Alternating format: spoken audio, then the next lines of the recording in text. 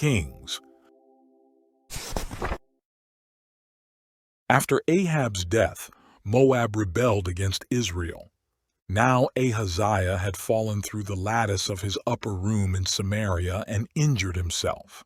So he sent messengers saying to them, "Go and consult Baal-zebub, the god of Ekron, to see if I will recover from this injury." But the angel of the Lord said to Elijah the Tishbite, "Go up and meet the messengers of the king of Samaria and ask them, 'Is it because there is no God in Israel that you are going off to consult Baal-zebub, the god of Ekron?' Therefore, this is what the Lord says, 'You will not leave the bed you are lying on. You will certainly die.'" So Elijah went.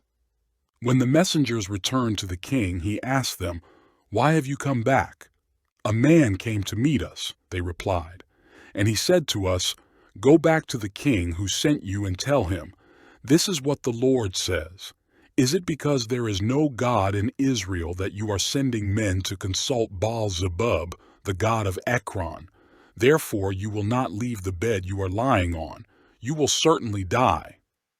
The king asked them, "What kind of man was it who came to meet you and told you this?" They replied, "He was a man with a garment of hair and with a leather belt around his waist." The king said, "That was Elijah the Tishbite." Then he sent to Elijah a captain with his company of 50 men. The captain went up to Elijah, who was sitting on the top of a hill, and said to him, "Man of God, the king says, come down." Elijah answered the captain, "If I am a man of God, may fire come down from heaven and consume you and your 50 men. Then fire fell from heaven and consumed the captain and his men. At this, the king sent to Elijah another captain with his 50 men. The captain said to him, "Man of God, this is what the king says, come down at once." "If I am a man of God," Elijah replied, "may fire come down from heaven and consume you and your 50 men. Then the fire of God fell from heaven and consumed him and his 50 men. So the king sent a third captain with his 50 men. This third captain went up and fell on his knees before Elijah. "Man of God," he begged, "please have respect for my life and the lives of these 50 men, your servants. See, fire has fallen from heaven and consumed the first 2 captains and all their men. But now have respect for my life." The angel of the Lord said to Elijah, "Go down with him. Do not be afraid of him." So Elijah got up and went down with him to the king. He told the king, "This is what the Lord says. Is it because there is no God in Israel for you to consult that you have sent messengers to consult Baal-zebub, the god of Ekron? Because you have done this, you will never leave the bed you are lying on. You will certainly die." So he died according to the word of the Lord that Elijah had spoken. Because Ahaziah had no son, Joram succeeded him as king in the 2nd year of Jehoram son of Jehoshaphat king of Judah. As for all the other events of Ahaziah's reign and what he did, are they not written in the book of the annals of the kings of Israel? When the Lord was about to take Elijah up to heaven in a whirlwind, Elijah and Elisha were on their way from Gilgal. Elijah said to Elisha, "Stay here. The Lord has sent me to Bethel." But Elisha said, "As surely as the Lord lives and as you live, I will not leave you." So they went down to Bethel. The company of the prophets at Bethel came out to Elisha and asked, "Do you know that the Lord is going to take your master from you today?" "Yes, I know," Elisha replied, "but do not speak of it." Then Elijah said to him, "Stay here, Elisha. The Lord has sent me to Jericho." And he replied, "As surely as the Lord lives and as you live, I will not leave you." So they went to Jericho. The company of the prophets at Jericho went up to Elisha and asked him, "Do you know that the Lord is going to take your master from you today?" "Yes, I know," he replied, "but do not speak of it." Then Elijah said to him, "Stay here. The Lord has sent me to the Jordan." And he replied, "As surely as the Lord lives and as you live, I will not leave you." So the two of them walked on. 50 men of the company of the prophets went and stood at a distance, facing the place where Elijah and Elisha had stopped at the Jordan. Elijah took his cloak, rolled it up, and struck the water with it. The water divided to the right and to the left, and the two of them crossed over on dry ground. When they had crossed, Elijah said to Elisha, "Tell me, what can I do for you before I am taken from you?" "Let me inherit a double portion of your spirit," Elisha replied. "You have asked a difficult thing," Elijah said. "Yet if you see me when I am taken from you, it will be yours, otherwise not." As they were walking along and talking together, suddenly a chariot of fire and horses of fire appeared and separated the two of them, and Elijah went up to heaven in a whirlwind. Elisha saw this and cried out, my father, the chariots and horsemen of Israel!" And Elisha saw him no more. Then he took hold of his own clothes and tore them apart. He picked up the cloak that had fallen from Elijah and went back and stood on the bank of the Jordan. Then he took the cloak that had fallen from him and struck the water with it. "Where now is the Lord, the God of Elijah?" he asked. When he struck the water, it divided to the right and to the left, and he crossed over.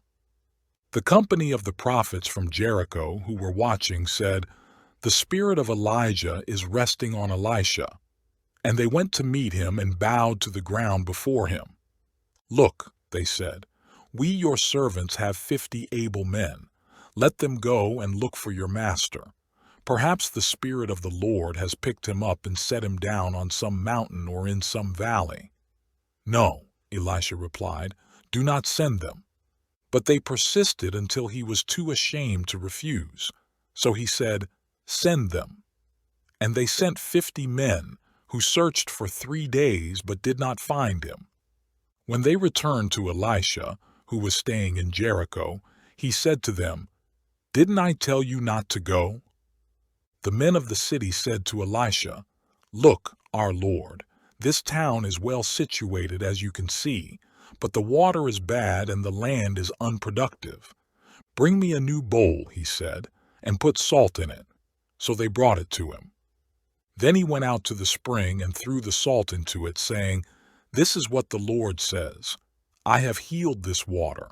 Never again will it cause death or make the land unproductive." And the water has remained wholesome to this day, according to the word Elisha had spoken. From there, Elisha went up to Bethel. As he was walking along the road, some youths came out of the town and jeered at him. "Go on up, you bald head," they said. "Go on up, you bald head." He turned around, looked at them, and called down a curse on them in the name of the Lord. Then 2 bears came out of the woods and mauled 42 of the youths, and he went on to Mount Carmel and from there returned to Samaria. Joram son of Ahab became king of Israel in Samaria in the 18th year of Jehoshaphat king of Judah, and he reigned 12 years. He did evil in the eyes of the Lord, but not as his father and mother had done. He got rid of the sacred stone of Baal that his father had made. Nevertheless, he clung to the sins of Jeroboam son of Nebat, which he had caused Israel to commit. He did not turn away from them. Now Mesha king of Moab raised sheep, and he had to supply the king of Israel with 100,000 lambs and with the wool of 100,000 rams. But after Ahab died, the king of Moab rebelled against the king of Israel. So at that time King Joram set out from Samaria and mobilized all Israel. He also sent this message to Jehoshaphat king of Judah. "The king of Moab has rebelled against me. Will you go with me to fight against Moab?" "I will go with you," he replied. "I am as you are, my people as your people, my horses as your horses." "By what route shall we attack?" he asked. "Through the desert of Edom," he answered. So the king of Israel set out with the king of Judah and the king of Edom. After a roundabout march of 7 days, the army had no more water for themselves or for the animals with them. "What?" exclaimed the king of Israel. "Has the Lord called us 3 kings together only to hand us over to Moab?" But Jehoshaphat asked, "Is there no prophet of the Lord here, that we may inquire of the Lord through him?" An officer of the king of Israel answered, "Elisha son of Shaphat is here. He used to pour water on the hands of Elijah." Jehoshaphat said, "The word of the Lord is with him." So the king of Israel and Jehoshaphat and the king of Edom went down to him. Elisha said to the king of Israel, "What do we have to do with each other? Go to the prophets of your father and the prophets of your mother." "No," the king of Israel answered, "because it was the Lord who called us 3 kings together to hand us over to Moab." Elisha said, "As surely as the Lord Almighty lives, whom I serve, if I did not have respect for the presence of Jehoshaphat king of Judah, I would not look at you or even notice you. But now bring me a harpist." While the harpist was playing, the hand of the Lord came upon Elisha, and he said, "This is what the Lord says, make this valley full of ditches. For this is what the Lord says, you will see neither wind nor rain, yet this valley will be filled with water, and you, your cattle, and your other animals will drink. This is an easy thing in the eyes of the Lord. He will also hand Moab over to you. You will overthrow every fortified city and every major town. You will cut down every good tree, stop up all the springs, and ruin every good field with stones." The next morning, about the time for offering the sacrifice, there it was, water flowing from the direction of Edom, and the land was filled with water. Now all the Moabites had heard that the kings had come to fight against them, so every man, young and old, who could bear arms was called up and stationed on the border. When they got up early in the morning, the sun was shining on the water. To the Moabites across the way, the water looked red, like blood. "That's blood," they said. "Those kings must have fought and slaughtered each other. Now to the plunder, Moab." But when the Moabites came to the camp of Israel, the Israelites rose up and fought them until they fled. And the Israelites invaded the land and slaughtered the Moabites. They destroyed the towns, and each man threw a stone on every good field until it was covered. They stopped up all the springs and cut down every good tree. Only Kir-Hareseth was left with its stones in place, but men armed with slings surrounded it and attacked it as well. When the king of Moab saw that the battle had gone against him, he took with him 700 swordsmen to break through to the king of Edom, but they failed. Then he took his firstborn son, who was to succeed him as king, and offered him as a sacrifice on the city wall. The fury against Israel was great. They withdrew and returned to their own land. The wife of a man from the company of the prophets cried out to Elisha, "Your servant, my husband, is dead, and you know that he revered the Lord. But now his creditor is coming to take my 2 boys as his slaves." Elisha replied to her, "How can I help you?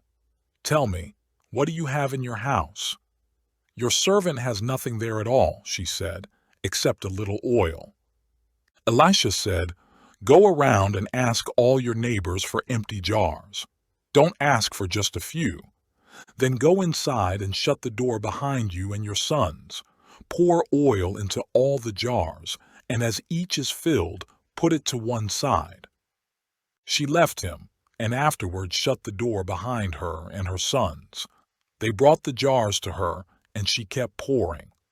When all the jars were full, she said to her son, "Bring me another one."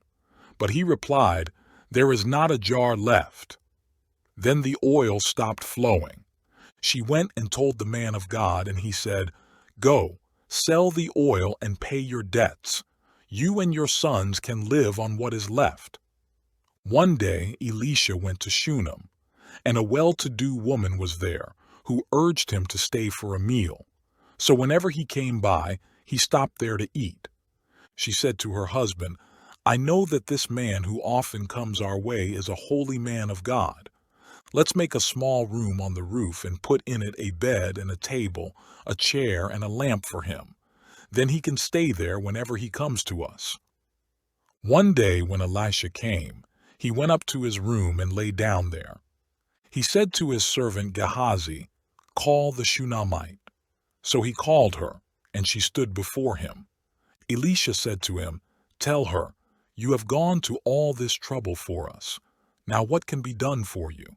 Can we speak on your behalf to the king or the commander of the army?" She replied, "I have a home among my own people." "What can be done for her?" Elisha asked. Gehazi said, "Well, she has no son and her husband is old." Then Elisha said, "Call her." So he called her, and she stood in the doorway. About this time next year, Elisha said, "You will hold a son in your arms." "No, my lord," she objected. "Don't mislead your servant, O man of God." But the woman became pregnant, and the next year about that same time she gave birth to a son, just as Elisha had told her. The child grew, and one day he went out to his father, who was with the reapers. My head," he said to his father. His father told a servant, "Carry him to his mother." After the servant had lifted him up and carried him to his mother, the boy sat on her lap until noon, and then he died. She went up and laid him on the bed of the man of God, then shut the door and went out. She called her husband and said, "Please send me one of the servants and a donkey so I can go to the man of God quickly and return." "Why go to him today?" he asked. "It's not the new moon or the Sabbath." "It's all right," she said. She saddled the donkey and said to her servant, "Lead on. Don't slow down for me unless I tell you." So she set out and came to the man of God at Mount Carmel. When he saw her in the distance, the man of God said to his servant Gehazi, "Look, there's the Shunammite. Run to meet her and ask her, 'Are you all right? Is your husband all right? Is your child all right?'" "Everything is all right," she said. When she reached the man of God at the mountain, she took hold of his feet. Gehazi came over to push her away, but the man of God said, "Leave her alone.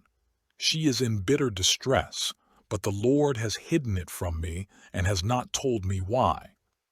"Did I ask you for a son, my lord?" she said. "Didn't I tell you, 'Don't raise my hopes'?" Elisha said to Gehazi, "Tuck your cloak into your belt, take my staff in your hand and run. If you meet anyone, do not greet him, and if anyone greets you, do not answer. Lay my staff on the boy's face." But the child's mother said, "As surely as the Lord lives and as you live, I will not leave you." So he got up and followed her. Gehazi went on ahead and laid the staff on the boy's face, but there was no sound or response. So Gehazi went back to meet Elisha and told him, "The boy has not awakened." When Elisha reached the house, there was the boy lying dead on his couch. He went in, shut the door on the two of them, and prayed to the Lord. Then he got on the bed and lay upon the boy, mouth to mouth, eyes to eyes, hands to hands. As he stretched himself out upon him, the boy's body grew warm. Elisha turned away and walked back and forth in the room, and then got on the bed and stretched out upon him once more. The boy sneezed 7 times and opened his eyes. Elisha summoned Gehazi and said, "Call the Shunammite." And he did. When she came, he said, "Take your son." She came in, fell at his feet, and bowed to the ground. Then she took her son and went out. Elisha returned to Gilgal, and there was a famine in that region. While the company of the prophets was meeting with him, he said to his servant, "Put on the large pot and cook some stew for these men." One of them went out into the fields to gather herbs and found a wild vine. He gathered some of its gourds and filled the fold of his cloak. When he returned, he cut them up into the pot of stew, though no one knew what they were. The stew was poured out for the men, but as they began to eat it, they cried out, "O man of God, there is death in the pot," and they could not eat it. Elisha said, "Get some flour." He put it into the pot and said, "Serve it to the people to eat." And there was nothing harmful in the pot. A man came from Baal-Shalisha, bringing the man of God 20 loaves of barley bread baked from the first ripe grain, along with some heads of new grain. "Give it to the people to eat," Elisha said. "How can I set this before 100 men?" his servant asked. But Elisha answered, "Give it to the people to eat, for this is what the Lord says, they will eat and have some left over." Then he set it before them, and they ate and had some left over, according to the word of the Lord. Now Naaman was commander of the army of the king of Aram. He was a great man in the sight of his master and highly regarded, because through him the Lord had given victory to Aram. He was a valiant soldier, but he had leprosy.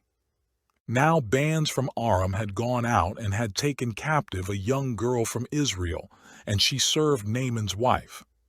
She said to her mistress, "If only my master would see the prophet who is in Samaria, he would cure him of his leprosy." Naaman went to his master and told him what the girl from Israel had said. "By all means go," the king of Aram replied. "I will send a letter to the king of Israel." So Naaman left, taking with him 10 talents of silver, 6,000 shekels of gold, and 10 sets of clothing. The letter that he took to the king of Israel read, "With this letter I am sending my servant Naaman to you so that you may cure him of his leprosy." As soon as the king of Israel read the letter, he tore his robes and said, "Am I God? Can I kill and bring back to life? Why does this fellow send someone to me to be cured of his leprosy? See how he is trying to pick a quarrel with me." When Elisha the man of God heard that the king of Israel had torn his robes, he sent him this message, "Why have you torn your robes? Have the man come to me, and he will know that there is a prophet in Israel." So Naaman went with his horses and chariots and stopped at the door of Elisha's house. Elisha sent a messenger to say to him, "Go, wash yourself 7 times in the Jordan, and your flesh will be restored and you will be cleansed." But Naaman went away angry and said, "I thought that he would surely come out to me and stand and call on the name of the Lord his God, wave his hand over the spot and cure me of my leprosy. Are not Abana and Pharpar, the rivers of Damascus, better than any of the waters of Israel? Couldn't I wash in them and be cleansed?" So he turned and went off in a rage. Naaman's servants went to him and said, "My father, if the prophet had told you to do some great thing, would you not have done it? How much more then when he tells you, 'Wash and be cleansed'?" So he went down and dipped himself in the Jordan 7 times, as the man of God had told him, and his flesh was restored and became clean like that of a young boy. Then Naaman and all his attendants went back to the man of God. He stood before him and said, "Now I know that there is no God in all the world except in Israel. Please accept now a gift from your servant." The prophet answered, "As surely as the Lord lives, whom I serve, I will not accept a thing." And even though Naaman urged him, he refused.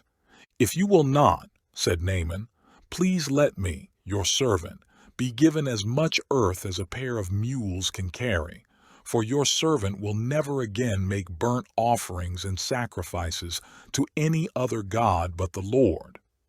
But may the Lord forgive your servant for this one thing. When my master enters the temple of Rimmon to bow down, and he is leaning on my arm, and I bow there also, when I bow down in the temple of Rimmon, may the Lord forgive your servant for this." "Go in peace," Elisha said. After Naaman had traveled some distance, Gehazi, the servant of Elisha the man of God, said to himself, "My master was too easy on Naaman, this Aramean, by not accepting from him what he brought. As surely as the Lord lives, I will run after him and get something from him." So Gehazi hurried after Naaman. When Naaman saw him running toward him, he got down from the chariot to meet him. "Is everything all right?" he asked. "Everything is all right," Gehazi answered. "My master sent me to say, 2 young men from the company of the prophets have just come to me from the hill country of Ephraim. Please give them a talent of silver and 2 sets of clothing." "By all means, take 2 talents," said Naaman. He urged Gehazi to accept them, and then tied up the 2 talents of silver in 2 bags with 2 sets of clothing.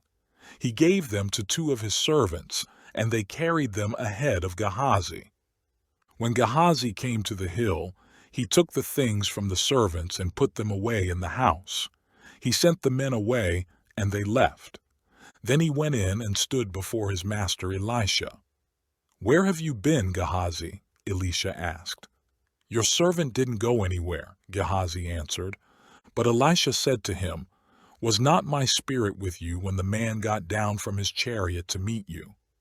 Is this the time to take money, or to accept clothes, olive groves, vineyards, flocks, herds, or menservants and maidservants? Naaman's leprosy will cling to you and to your descendants forever."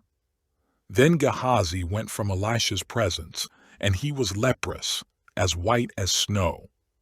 The company of the prophets said to Elisha, "Look, the place where we meet with you is too small for us.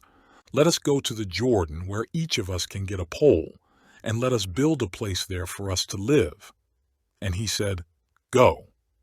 Then one of them said, "Won't you please come with your servants?" "I will," Elisha replied. And he went with them. They went to the Jordan and began to cut down trees. As one of them was cutting down a tree, the iron axe head fell into the water. "Oh, my Lord," he cried out, "it was borrowed." The man of God asked, "Where did it fall?" When he showed him the place, Elisha cut a stick and threw it there, and made the iron float. "Lift it out," he said.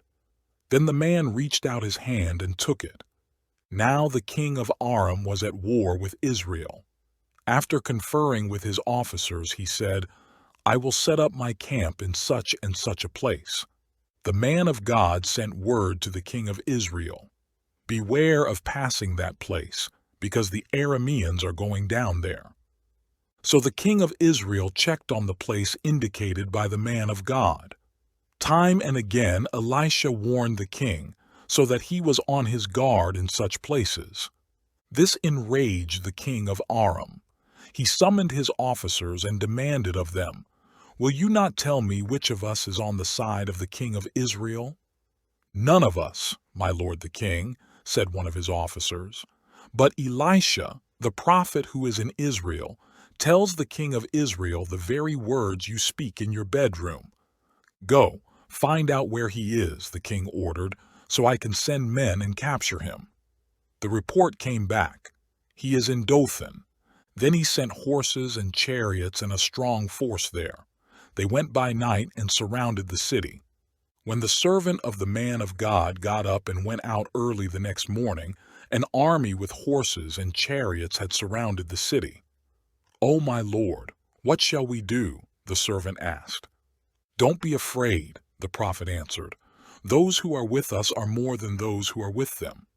And Elisha prayed, "O Lord, open his eyes so he may see." Then the Lord opened the servant's eyes, and he looked and saw the hills full of horses and chariots of fire all around Elisha. As the enemy came down toward him, Elisha prayed to the Lord, "Strike these people with blindness." So he struck them with blindness, as Elisha had asked. Elisha told them, "This is not the road, and this is not the city. Follow me, and I will lead you to the man you are looking for." And he led them to Samaria. After they entered the city, Elisha said, "Lord, open the eyes of these men so they can see." Then the Lord opened their eyes, and they looked, and there they were, inside Samaria. When the king of Israel saw them, he asked Elisha, "Shall I kill them, my father? Shall I kill them?" "Do not kill them," he answered. "Would you kill men you have captured with your own sword or bow? Set food and water before them so that they may eat and drink and then go back to their master." So he prepared a great feast for them, and after they had finished eating and drinking, he sent them away, and they returned to their master. So the bands from Aram stopped raiding Israel's territory. Some time later, Ben-Hadad, king of Aram, mobilized his entire army and marched up and laid siege to Samaria. There was a great famine in the city. The siege lasted so long that a donkey's head sold for 80 shekels of silver and a quarter of a cab of seed pods for 5 shekels. As the king of Israel was passing by on the wall, a woman cried to him, "Help me, my lord the king." The king replied, "If the Lord does not help you, where can I get help for you? From the threshing floor, from the winepress." Then he asked her, "What's the matter?" She answered, "This woman said to me, 'Give up your son so we may eat him today, and tomorrow we'll eat my son.' So we cooked my son and ate him. The next day I said to her, 'Give up your son so we may eat him.' But she had hidden him." When the king heard the woman's words, he tore his robes. As he went along the wall, the people looked, and there, underneath, he had sackcloth on his body. He said, "May God deal with me, be it ever so severely, if the head of Elisha son of Shaphat remains on his shoulders today." Now Elisha was sitting in his house, and the elders were sitting with him. The king sent a messenger ahead, but before he arrived, Elisha said to the elders, "Don't you see how this murderer is sending someone to cut off my head? Look, when the messenger comes, shut the door and hold it shut against him. Is not the sound of his master's footsteps behind him?" While he was still talking to them, the messenger came down to him. And the king said, "This disaster is from the Lord. Why should I wait for the Lord any longer?" Elisha said, "Hear the word of the Lord. This is what the Lord says. About this time tomorrow, a seah of flour will sell for a shekel, and 2 seahs of barley for a shekel at the gate of Samaria." The officer on whose arm the king was leaning said to the man of God, "Look, even if the Lord should open the floodgates of the heavens, could this happen?" "You will see it with your own eyes," answered Elisha, "but you will not eat any of it." Now there were 4 men with leprosy at the entrance of the city gate. They said to each other, "Why stay here until we die? If we say, 'We'll go into the city,' the famine is there, and we will die. And if we stay here, we will die. So let's go over to the camp of the Arameans and surrender.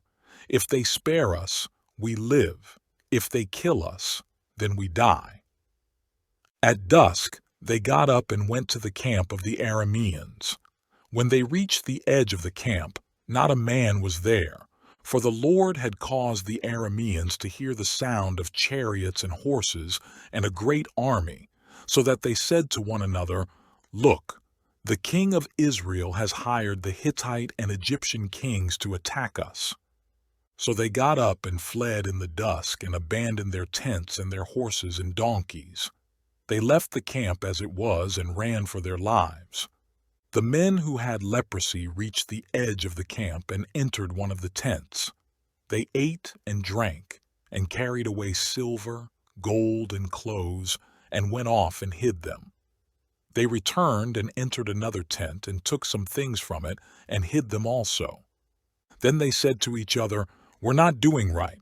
This is a day of good news and we are keeping it to ourselves. If we wait until daylight, punishment will overtake us. Let's go at once and report this to the royal palace." So they went and called out to the city gatekeepers and told them, "We went into the Aramean camp and not a man was there, not a sound of anyone, only tethered horses and donkeys, and the tents left just as they were. The gatekeepers shouted the news, and it was reported within the palace. The king got up in the night and said to his officers, "I will tell you what the Arameans have done to us. They know we are starving, so they have left the camp to hide in the countryside, thinking, 'They will surely come out, and then we will take them alive and get into the city.'"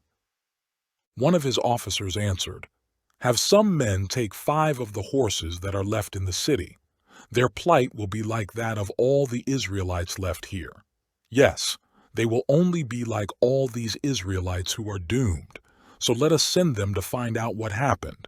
So they selected 2 chariots with their horses, and the king sent them after the Aramean army.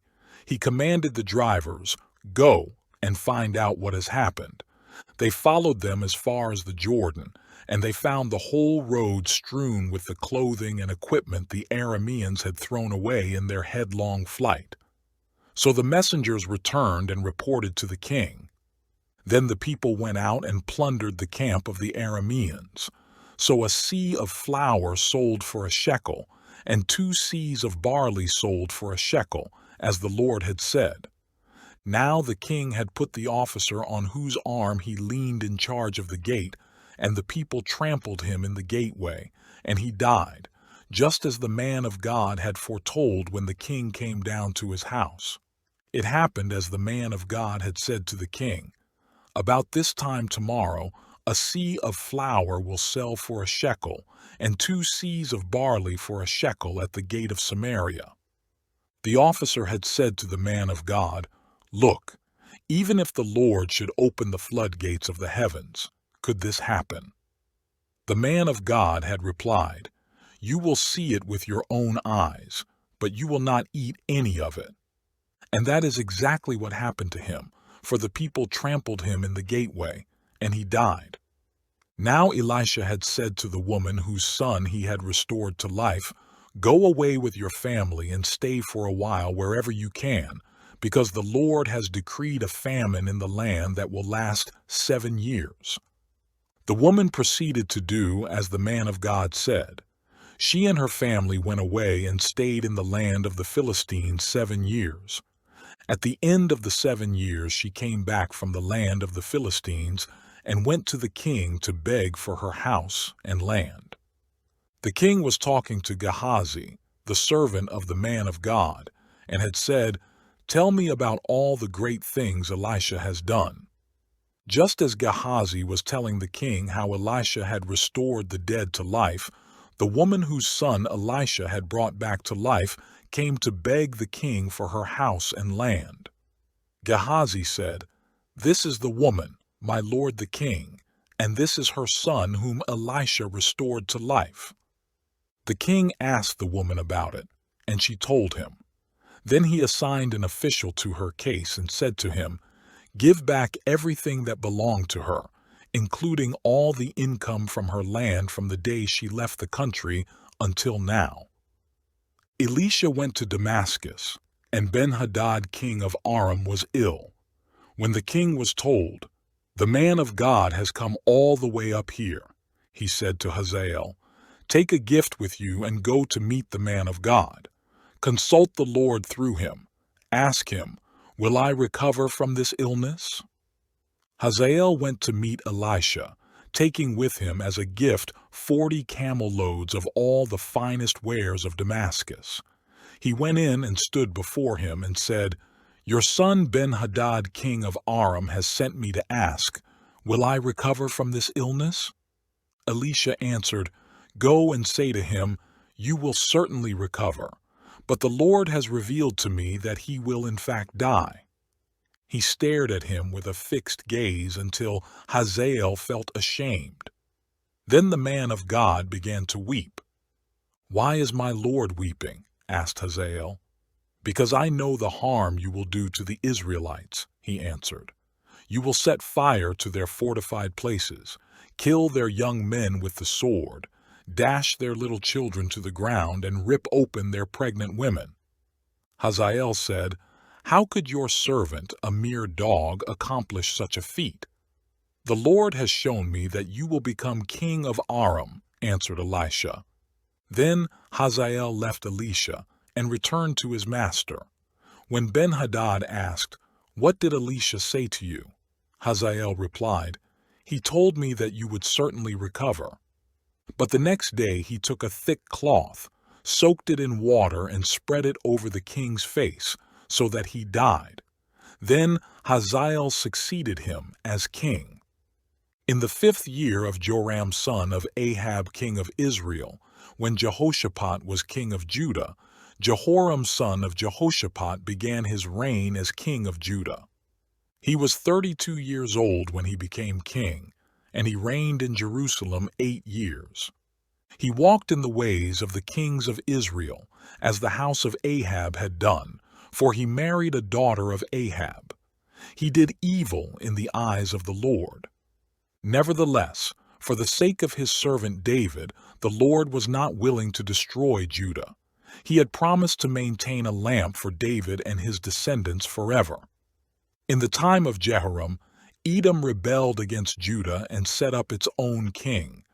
So Jehoram went to Zair with all his chariots. The Edomites surrounded him and his chariot commanders, but he rose up and broke through by night. His army, however, fled back home. To this day, Edom has been in rebellion against Judah. Libnah revolted at the same time. As for the other events of Jehoram's reign, and all he did, are they not written in the book of the annals of the kings of Judah? Jehoram rested with his fathers and was buried with them in the city of David, and Ahaziah his son succeeded him as king. In the 12th year of Joram son of Ahab king of Israel, Ahaziah son of Jehoram king of Judah began to reign. Ahaziah was 22 years old when he became king, and he reigned in Jerusalem 1 year. His mother's name was Athaliah, a granddaughter of Omri king of Israel. He walked in the ways of the house of Ahab and did evil in the eyes of the Lord, as the house of Ahab had done, for he was related by marriage to Ahab's family. Ahaziah went with Joram son of Ahab to war against Hazael king of Aram at Ramoth-Gilead. The Arameans wounded Joram. So King Joram returned to Jezreel to recover from the wounds the Arameans had inflicted on him at Ramoth in his battle with Hazael king of Aram. Then Ahaziah son of Jehoram king of Judah went down to Jezreel to see Joram son of Ahab because he had been wounded. The prophet Elisha summoned a man from the company of the prophets and said to him, "Tuck your cloak into your belt. Take this flask of oil with you and go to Ramoth-Gilead. When you get there, look for Jehu son of Jehoshaphat, the son of Nimshi. Go to him, get him away from his companions, and take him into an inner room.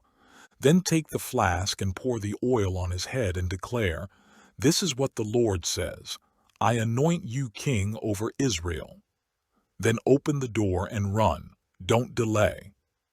So the young man, the prophet, went to Ramoth-Gilead. When he arrived, he found the army officers sitting together. "I have a message for you, commander," he said.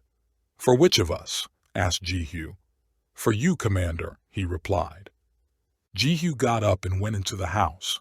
Then the prophet poured the oil on Jehu's head and declared, "This is what the Lord, the God of Israel, says. I anoint you king over the Lord's people Israel.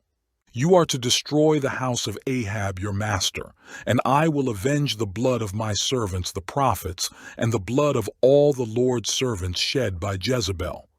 The whole house of Ahab will perish. I will cut off from Ahab every last male in Israel, slave or free.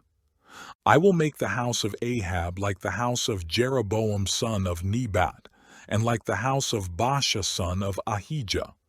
As for Jezebel, dogs will devour her on the plot of ground at Jezreel, and no one will bury her." Then he opened the door and ran. When Jehu went out to his fellow officers, one of them asked him, "Is everything all right? Why did this madman come to you?" "You know the man and the sort of things he says," Jehu replied. "That's not true," they said. "Tell us." Jehu said, "Here is what he told me. This is what the Lord says, I anoint you king over Israel." They hurried and took their cloaks and spread them under him on the bare steps. Then they blew the trumpet and shouted, "Jehu is king." So Jehu son of Jehoshaphat, the son of Nimshi, conspired against Joram. Now Joram and all Israel had been defending Ramoth-Gilead against Hazael king of Aram, but King Joram had returned to Jezreel to recover from the wounds the Arameans had inflicted on him in the battle with Hazael king of Aram. Jehu said, "If this is the way you feel, don't let anyone slip out of the city to go and tell the news in Jezreel." Then he got into his chariot and rode to Jezreel, because Joram was resting there and Ahaziah king of Judah had gone down to see him. When the lookout standing on the tower in Jezreel saw Jehu's troops approaching, he called out, "I see some troops coming. Get a horseman," Joram ordered. "Send him to meet them and ask, 'Do you come in peace?'" The horseman rode off to meet Jehu and said, "This is what the king says. Do you come in peace?" "What do you have to do with peace?" Jehu replied. "Fall in behind me." The lookout reported, "The messenger has reached them, but he isn't coming back." So the king sent out a second horseman. When he came to them, he said, "This is what the king says. Do you come in peace?" Jehu replied, "What do you have to do with peace? Fall in behind me." The lookout reported, "He has reached them, but he isn't coming back either. The driving is like that of Jehu son of Nimshi. He drives like a madman." "Hitch up my chariot," Joram ordered. And when it was hitched up, Joram king of Israel and Ahaziah king of Judah rode out, each in his own chariot, to meet Jehu. They met him at the plot of ground that had belonged to Naboth the Jezreelite. When Joram saw Jehu, he asked, "Have you come in peace, Jehu?" "How can there be peace?" Jehu replied, "as long as all the idolatry and witchcraft of your mother Jezebel abound." Joram turned about and fled, calling out to Ahaziah, "Treachery, Ahaziah!" Then Jehu drew his bow and shot Joram between the shoulders. The arrow pierced his heart, and he slumped down in his chariot. Jehu said to Bidkar, his chariot officer, "Pick him up and throw him on the field that belonged to Naboth the Jezreelite. Remember how you and I were riding together in chariots behind Ahab his father when the Lord made this prophecy about him. Yesterday I saw the blood of Naboth and the blood of his sons, declares the Lord, and I will surely make you pay for it on this plot of ground, declares the Lord. Now then, pick him up and throw him on that plot, in accordance with the word of the Lord." When Ahaziah king of Judah saw what had happened, he fled up the road to Beth-Hagan. Jehu chased him, shouting, "Kill him too!" They wounded him in his chariot on the way up to Gur near Ibleam, but he escaped to Megiddo and died there. His servants took him by chariot to Jerusalem and buried him with his fathers in his tomb in the city of David. In the 11th year of Joram son of Ahab, Ahaziah had become king of Judah. Then Jehu went to Jezreel. When Jezebel heard about it, she painted her eyes, arranged her hair, and looked out of a window. As Jehu entered the gate, she asked, "Have you come in peace, Zimri, you murderer of your master?" He looked up at the window and called out, "Who is on my side? Who?" 2 or 3 eunuchs looked down at him. "Throw her down," Jehu said. So they threw her down, and some of her blood spattered the wall and the horses as they trampled her underfoot. Jehu went in and ate and drank. "Take care of that cursed woman," he said, "and bury her, for she was a king's daughter." But when they went out to bury her, they found nothing except her skull, her feet, and her hands. They went back and told Jehu, who said, "This is the word of the Lord that he spoke through his servant, Elijah the Tishbite. On the plot of ground at Jezreel, dogs will devour Jezebel's flesh. Jezebel's body will be like refuse on the ground in the plot at Jezreel, so that no one will be able to say, 'This is Jezebel.'" Now there were in Samaria 70 sons of the house of Ahab. So Jehu wrote letters and sent them to Samaria, to the officials of Jezreel, to the elders and to the guardians of Ahab's children. He said, "As soon as this letter reaches you, since your master's sons are with you and you have chariots and horses, a fortified city and weapons, choose the best and most worthy of your master's sons and set him on his father's throne. Then fight for your master's house." But they were terrified and said, "If 2 kings could not resist him, how can we?" So the palace administrator, the city governor, the elders, and the guardians sent this message to Jehu: "We are your servants, and we will do anything you say.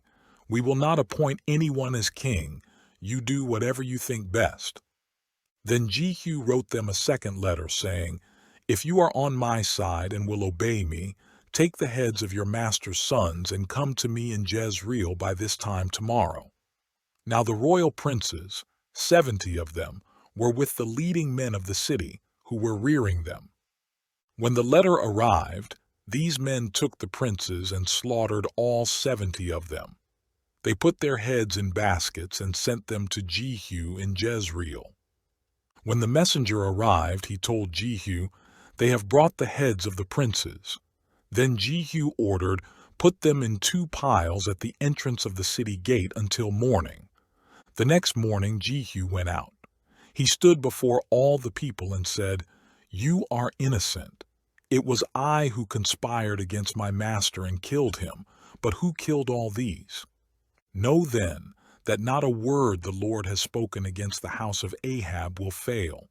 The Lord has done what he promised through his servant Elijah."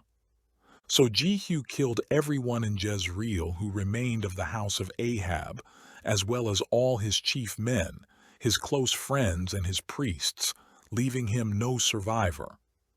Jehu then set out and went toward Samaria. At Beth-Eked of the shepherds, he met some relatives of Ahaziah king of Judah and asked, "Who are you?" They said, "We are relatives of Ahaziah, and we have come down to greet the families of the king and of the queen mother. Take them alive," he ordered.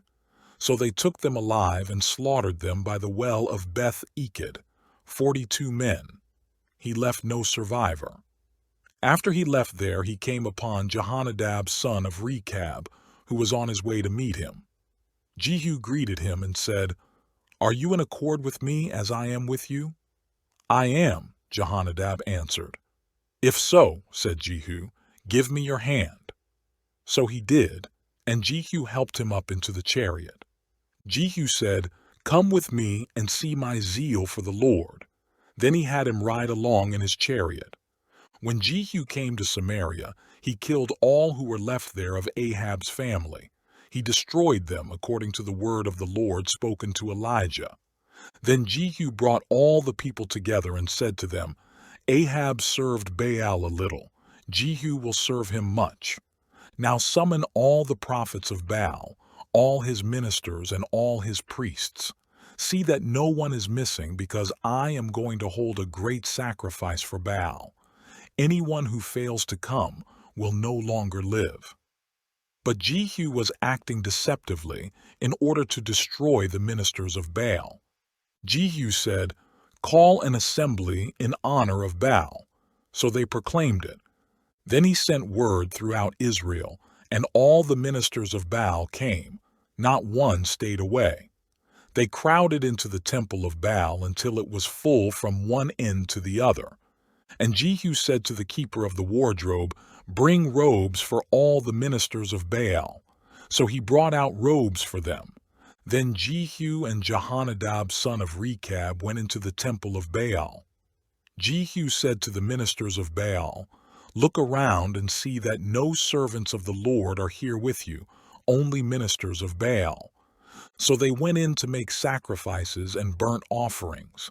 Now Jehu had posted 80 men outside with this warning: "If one of you lets any of the men I am placing in your hands escape, it will be your life for his life."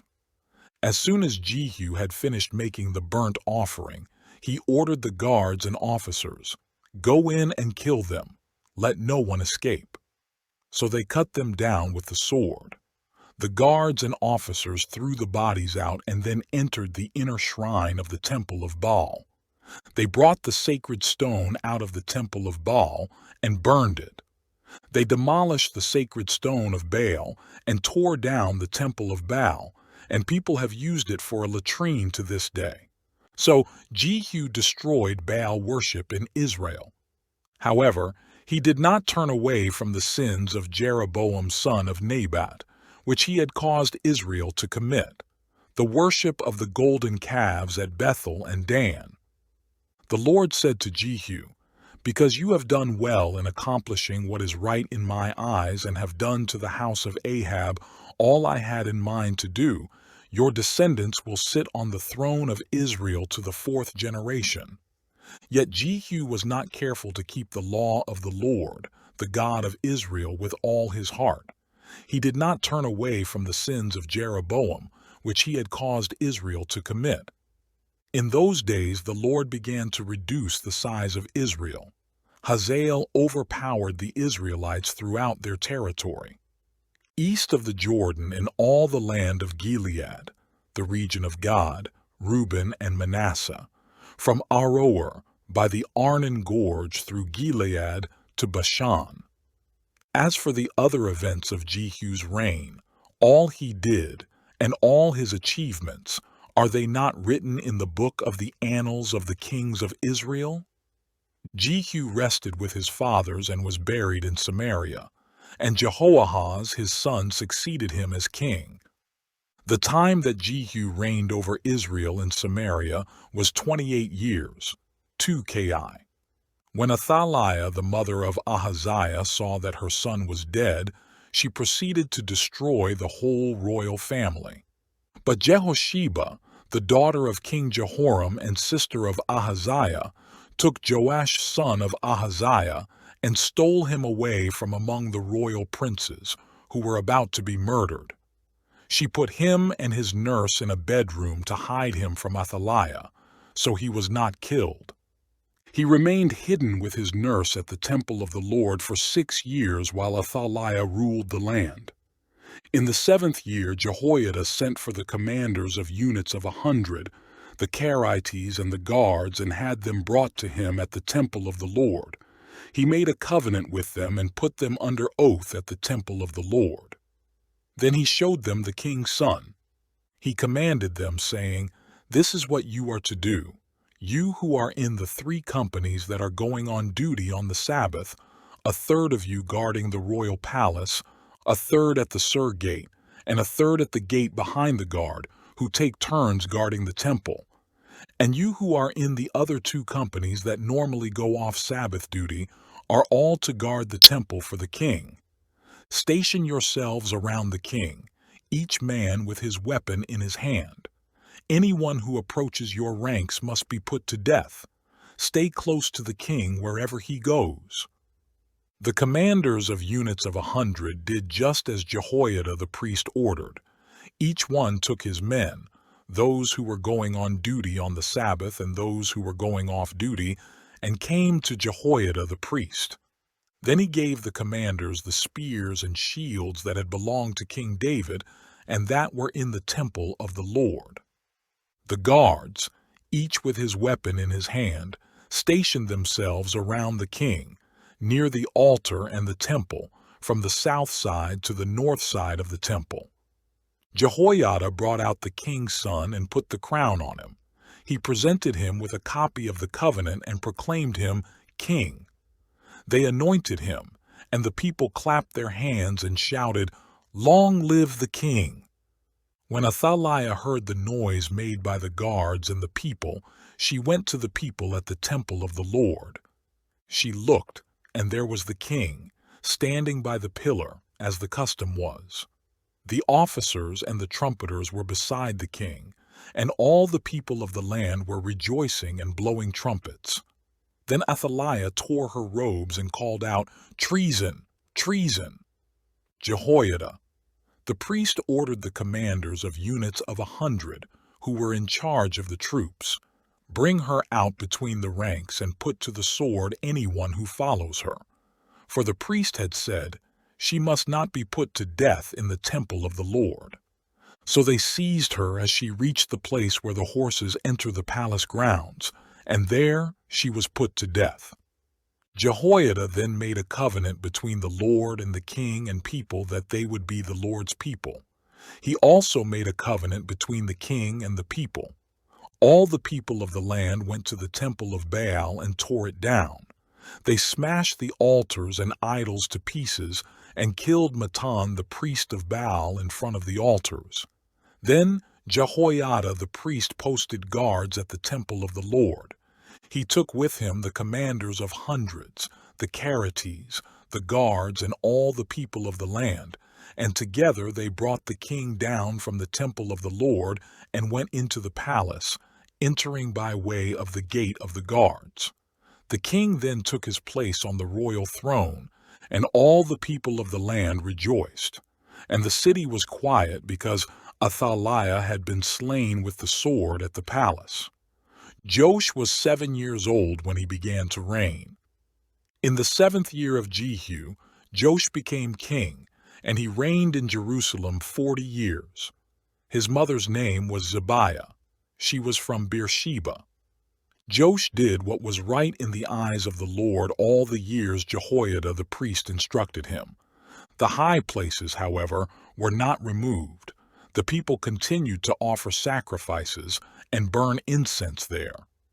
Joash said to the priests, "Collect all the money that is brought as sacred offerings to the temple of the Lord, the money collected in the census, the money received from personal vows, and the money brought voluntarily to the temple. Let every priest receive the money from one of the treasurers, and let it be used to repair whatever damage is found in the temple."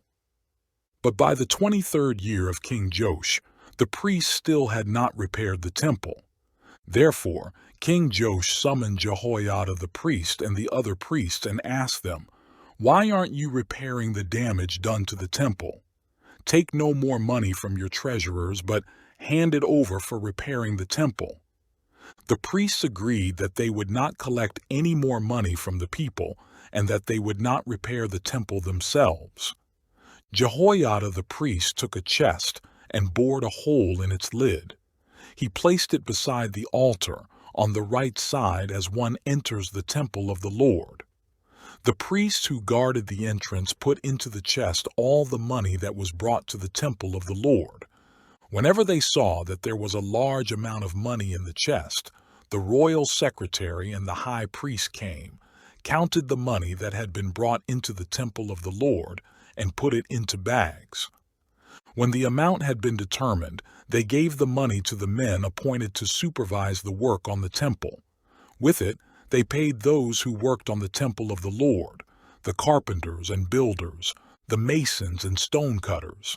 They purchased timber and dressed stone for the repair of the temple of the Lord and met all the other expenses of restoring the temple.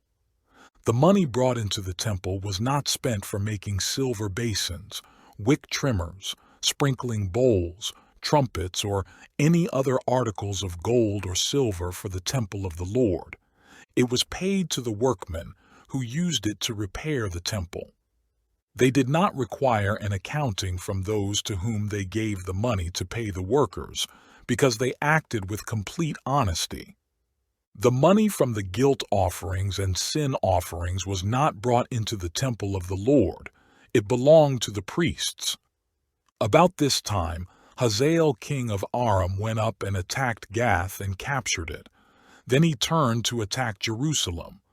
But Joash king of Judah took all the sacred objects dedicated by his fathers, Jehoshaphat, Jehoram, and Ahaziah, the kings of Judah, and the gifts he himself had dedicated, and all the gold found in the treasuries of the temple of the Lord and of the royal palace, and he sent them to Hazael king of Aram, who then withdrew from Jerusalem. As for the other events of the reign of Joash, and all he did, are they not written in the book of the annals of the kings of Judah? His officials conspired against him and assassinated him at Beth Millo on the road down to Silla. The officials who murdered him were Jozabad son of Shemeath and Jehozabad son of Shomer. He died and was buried with his fathers in the city of David, and Amaziah his son succeeded him as king. In the 23rd year of Joash son of Ahaziah king of Judah, Jehoahaz son of Jehu became king of Israel in Samaria, and he reigned 17 years. He did evil in the eyes of the Lord by following the sins of Jeroboam son of Nebat, which he had caused Israel to commit, and he did not turn away from them. So the Lord's anger burned against Israel, and for a long time he kept them under the power of Hazael king of Aram and Ben-Hadad his son. Then Jehoahaz sought the Lord's favor, and the Lord listened to him, for he saw how severely the king of Aram was oppressing Israel. The Lord provided a deliverer for Israel, and they escaped from the power of Aram. So the Israelites lived in their own homes as they had before.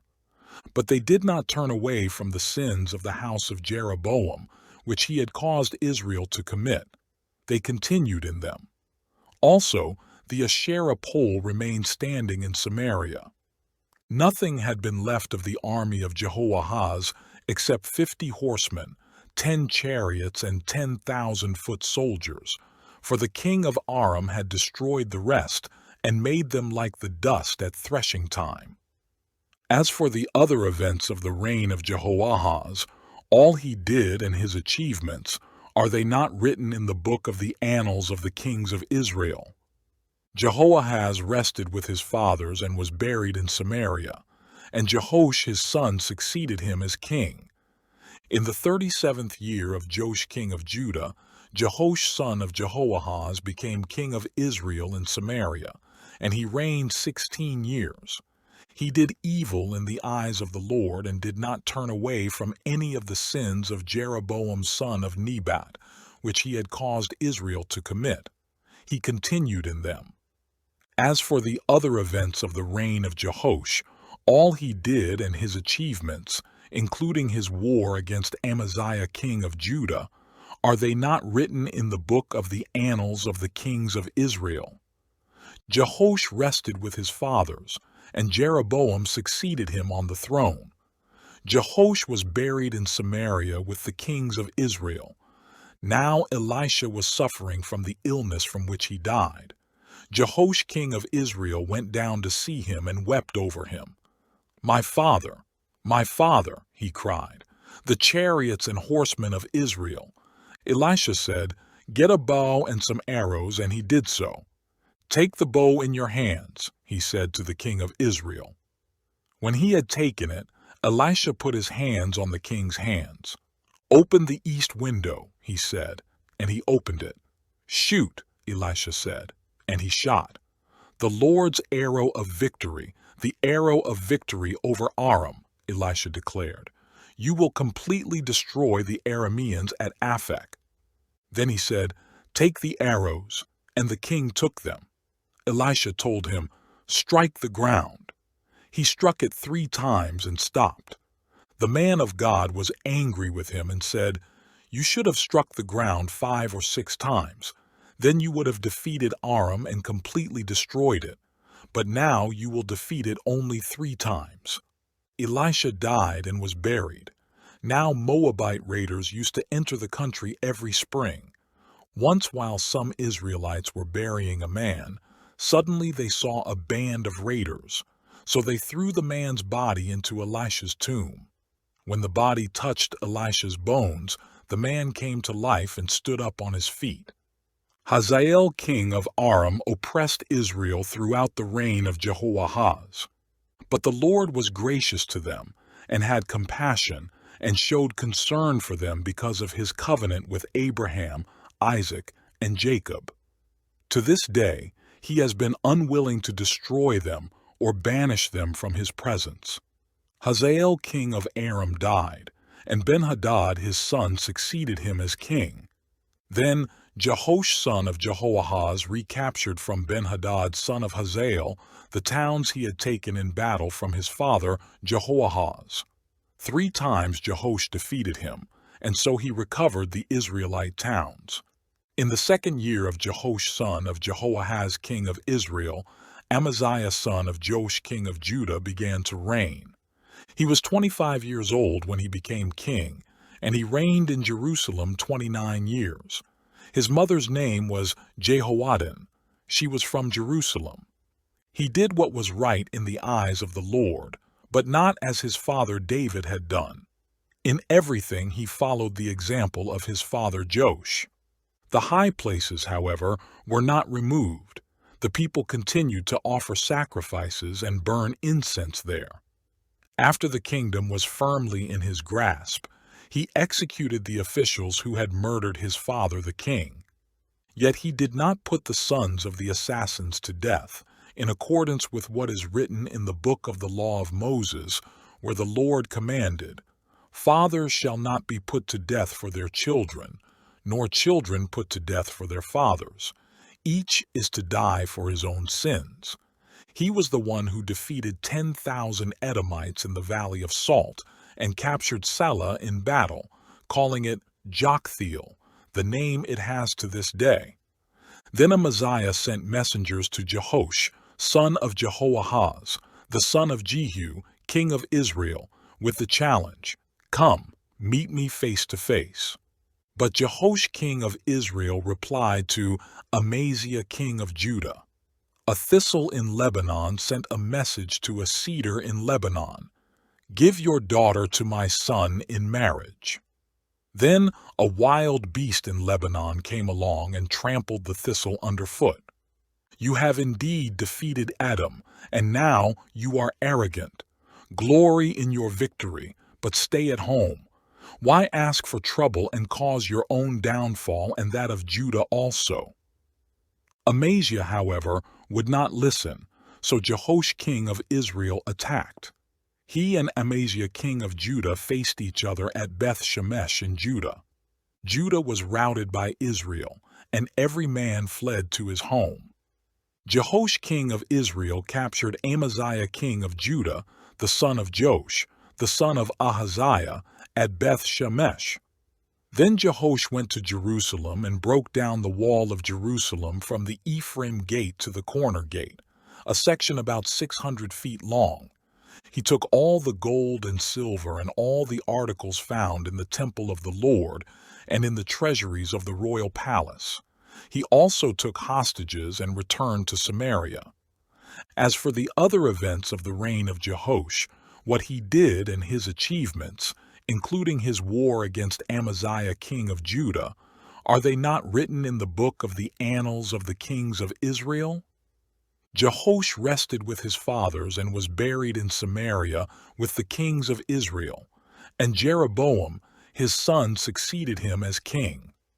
Amaziah son of Joash king of Judah lived for 15 years after the death of Jehoash son of Jehoahaz king of Israel.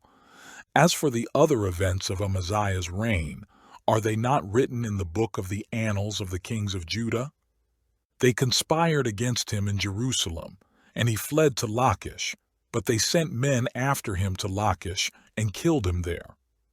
He was brought back by horse and was buried in Jerusalem with his fathers in the city of David. Then all the people of Judah took Azariah, who was 16 years old, and made him king in place of his father Amaziah. He was the one who rebuilt Elath and restored it to Judah after Amaziah rested with his fathers.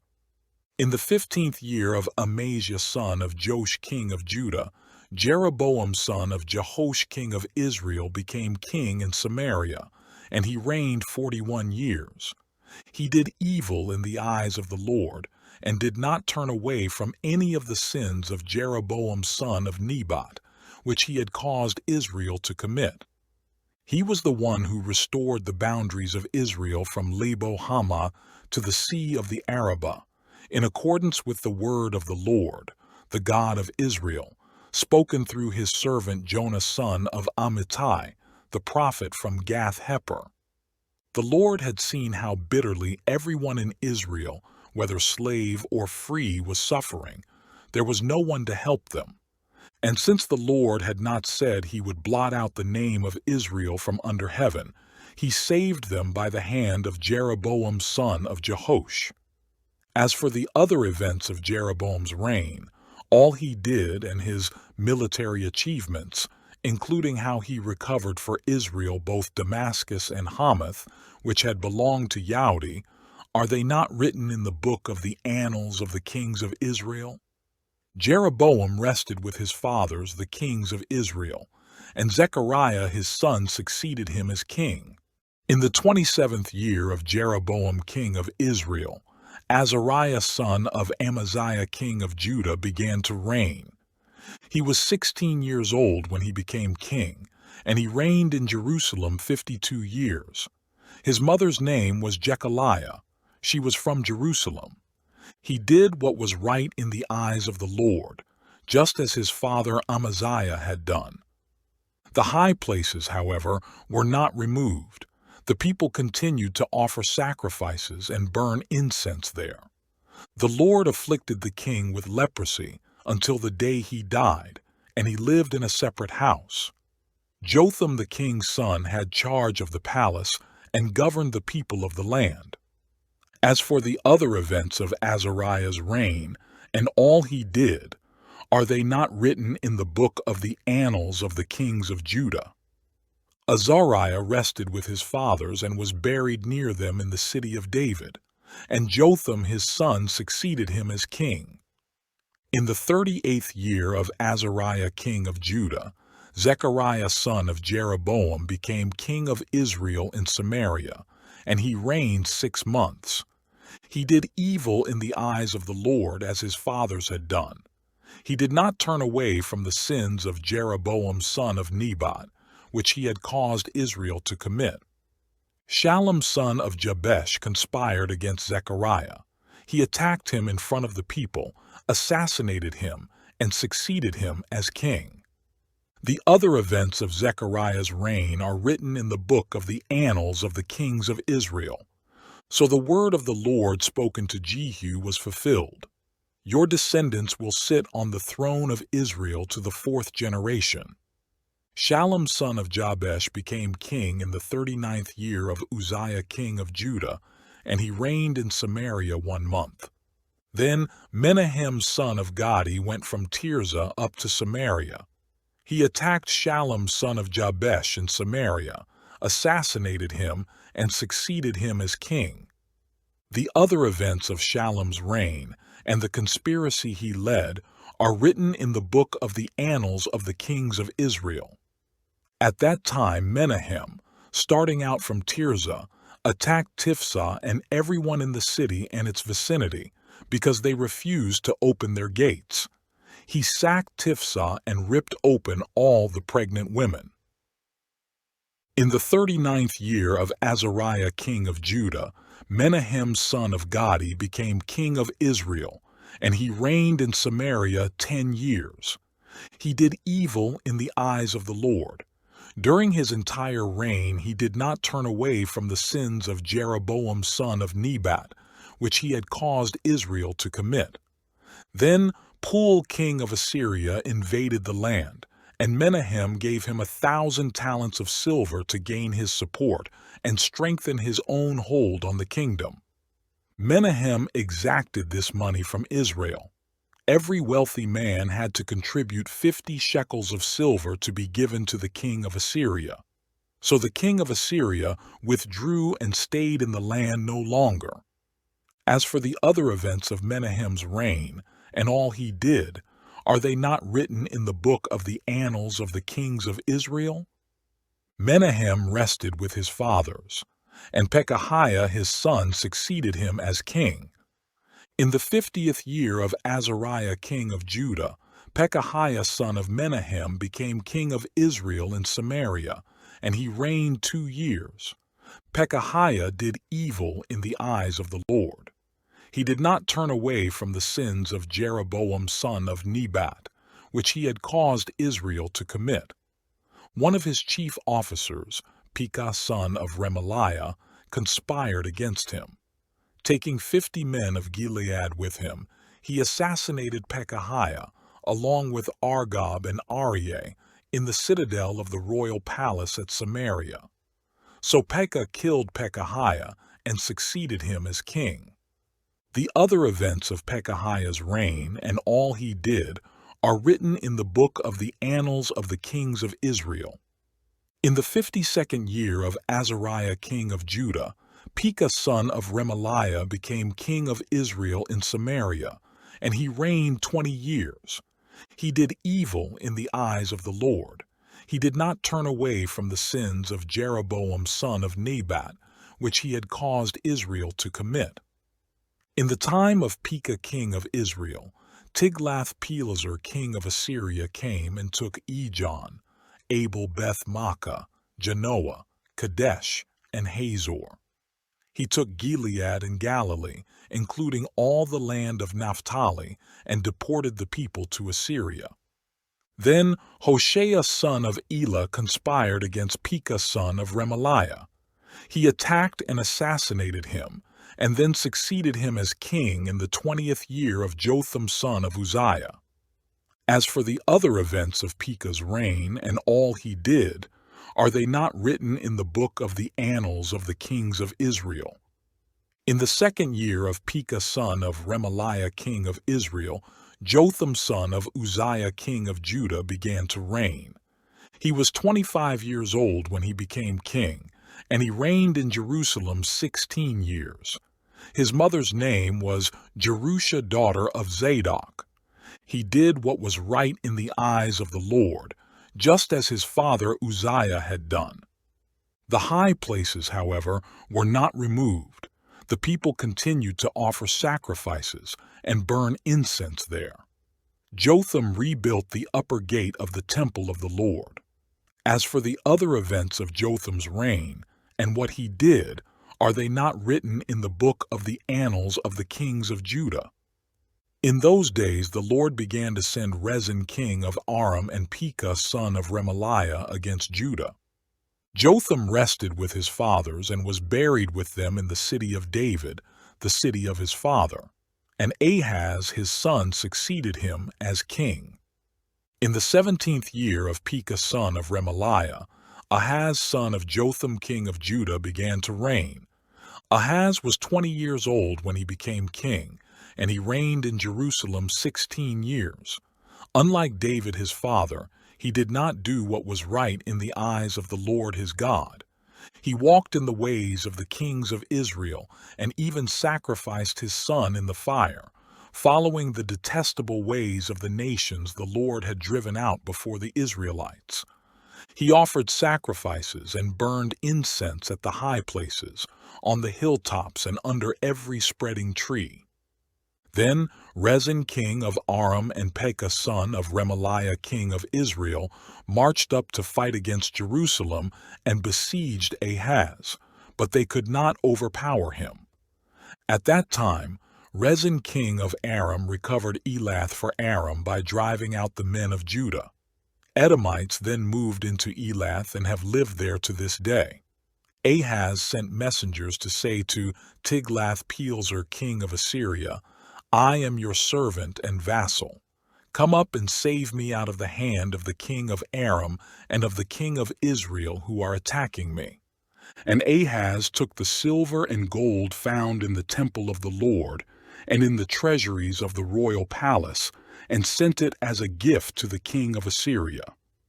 The king of Assyria complied by attacking Damascus and capturing it.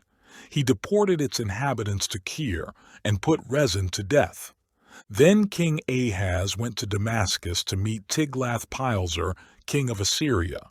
He saw an altar in Damascus and sent to Uriah the priest a sketch of the altar with detailed plans for its construction. So Uriah the priest built an altar in accordance with all the plans that King Ahaz had sent from Damascus and finished it before King Ahaz returned. When the king came back from Damascus and saw the altar, he approached it and presented offerings on it. He offered up his burnt offering and grain offering, poured out his drink offering, and sprinkled the blood of his fellowship offerings on the altar. The bronze altar that stood before the Lord he brought from the front of the temple, from between the new altar and the temple of the Lord, and put it on the north side of the new altar. King Ahaz then gave these orders to Uriah the priest. On the large new altar, offer the morning burnt offering and the evening grain offering, the king's burnt offering and his grain offering, and the burnt offering of all the people of the land, and their grain offering and their drink offering. Sprinkle on the altar all the blood of the burnt offerings and sacrifices, but I will use the bronze altar for seeking guidance. And Uriah the priest did just as King Ahaz had ordered. King Ahaz took away the side panels and removed the basins from the movable stands. He removed the sea from the bronze bulls that supported it and set it on a stone base. He took away the Sabbath canopy that had been built at the temple and removed the royal entryway outside the temple of the Lord, in deference to the king of Assyria. As for the other events of the reign of Ahaz and what he did, are they not written in the book of the annals of the kings of Judah? Ahaz rested with his fathers and was buried with them in the city of David, and Hezekiah his son succeeded him as king. In the 12th year of Ahaz king of Judah, Hoshea son of Elah became king of Israel in Samaria, and he reigned 9 years. He did evil in the eyes of the Lord, but not like the kings of Israel who preceded him. Shalmaneser king of Assyria came up to attack Hoshea, who had been Shalmaneser's vassal and had paid him tribute. But the king of Assyria discovered that Hoshea was a traitor, for he had sent envoys to So king of Egypt, and he no longer paid tribute to the king of Assyria as he had done year by year. Therefore Shalmaneser seized him and put him in prison. The king of Assyria invaded the entire land, marched against Samaria, and laid siege to it for 3 years. In the 9th year of Hoshea, the king of Assyria captured Samaria and deported the Israelites to Assyria. He settled them in Halah, in Gozan on the Habor River, and in the towns of the Medes. All this took place because the Israelites had sinned against the Lord their God, who had brought them up out of Egypt from under the power of Pharaoh king of Egypt. They worshipped other gods, and followed the practices of the nations the Lord had driven out before them, as well as the practices that the kings of Israel had introduced.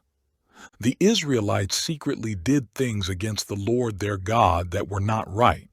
From watchtower to fortified city, they built themselves high places in all their towns.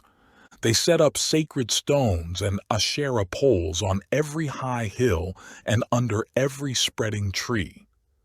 At every high place they burned incense, as the nations whom the Lord had driven out before them had done.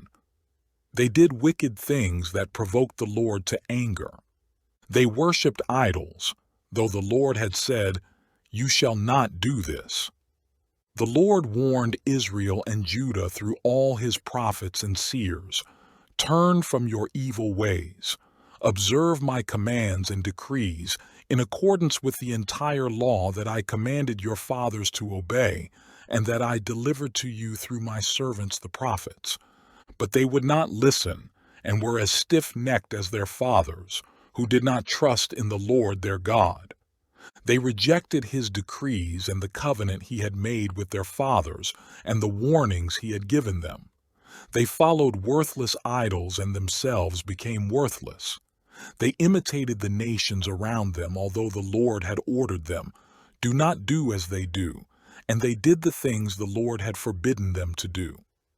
They forsook all the commands of the Lord their God and made for themselves 2 idols cast in the shape of calves and an Asherah pole. They bowed down to all the starry hosts, and they worshipped Baal. They sacrificed their sons and daughters in the fire. They practiced divination and sorcery and sold themselves to do evil in the eyes of the Lord, provoking him to anger. So the Lord was very angry with Israel and removed them from his presence. Only the tribe of Judah was left, and even Judah did not keep the commands of the Lord their God. They followed the practices Israel had introduced. Therefore, the Lord rejected all the people of Israel. He afflicted them and gave them into the hands of plunderers until he thrust them from his presence. When he tore Israel away from the house of David, they made Jeroboam son of Nebat their king. Jeroboam enticed Israel away from following the Lord and caused them to commit a great sin. The Israelites persisted in all the sins of Jeroboam and did not turn away from them, until the Lord removed them from his presence, as he had warned through all his servants the prophets. So the people of Israel were taken from their homeland into exile in Assyria, and they are still there. The king of Assyria brought people from Babylon, Cutha, Ava, Hamath, and Sepharvaim, and settled them in the towns of Samaria to replace the Israelites. They took over Samaria and lived in its towns. When they first lived there, they did not worship the Lord, so he sent lions among them and they killed some of the people. It was reported to the king of Assyria, "The people you deported and resettled in the towns of Samaria do not know what the God of that country requires. He has sent lions among them which are killing them off because the people do not know what he requires." Then the king of Assyria gave this order: "Have one of the priests you took captive from Samaria go back to live there and teach the people what the God of the land requires."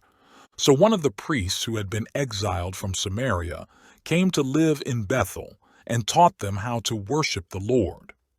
Nevertheless, each national group made its own gods in the several towns where they settled, and set them up in the shrines the people of Samaria had made at the high places. The men from Babylon made Succoth-Benoth, the men from Cutha made Nergal, and the men from Hamath made Ashima. The Avites made Nibhaz and Tartak, and the Sepharvites burned their children in the fire as sacrifices to Adramelech and Anamelech, the gods of Sepharvaim. They worshipped the Lord, but they also appointed all sorts of their own people to officiate for them as priests in the shrines at the high places. They worshipped the Lord, but they also served their own gods in accordance with the customs of the nations from which they had been brought. To this day they persist in their former practices. They neither worship the Lord nor adhere to the decrees and ordinances, the laws and commands that the Lord gave the descendants of Jacob, whom he named Israel. When the Lord made a covenant with the Israelites, he commanded them, "Do not worship any other gods or bow down to them, serve them or sacrifice to them. But the Lord, who brought you up out of Egypt with mighty power and outstretched arm, is the one you must worship.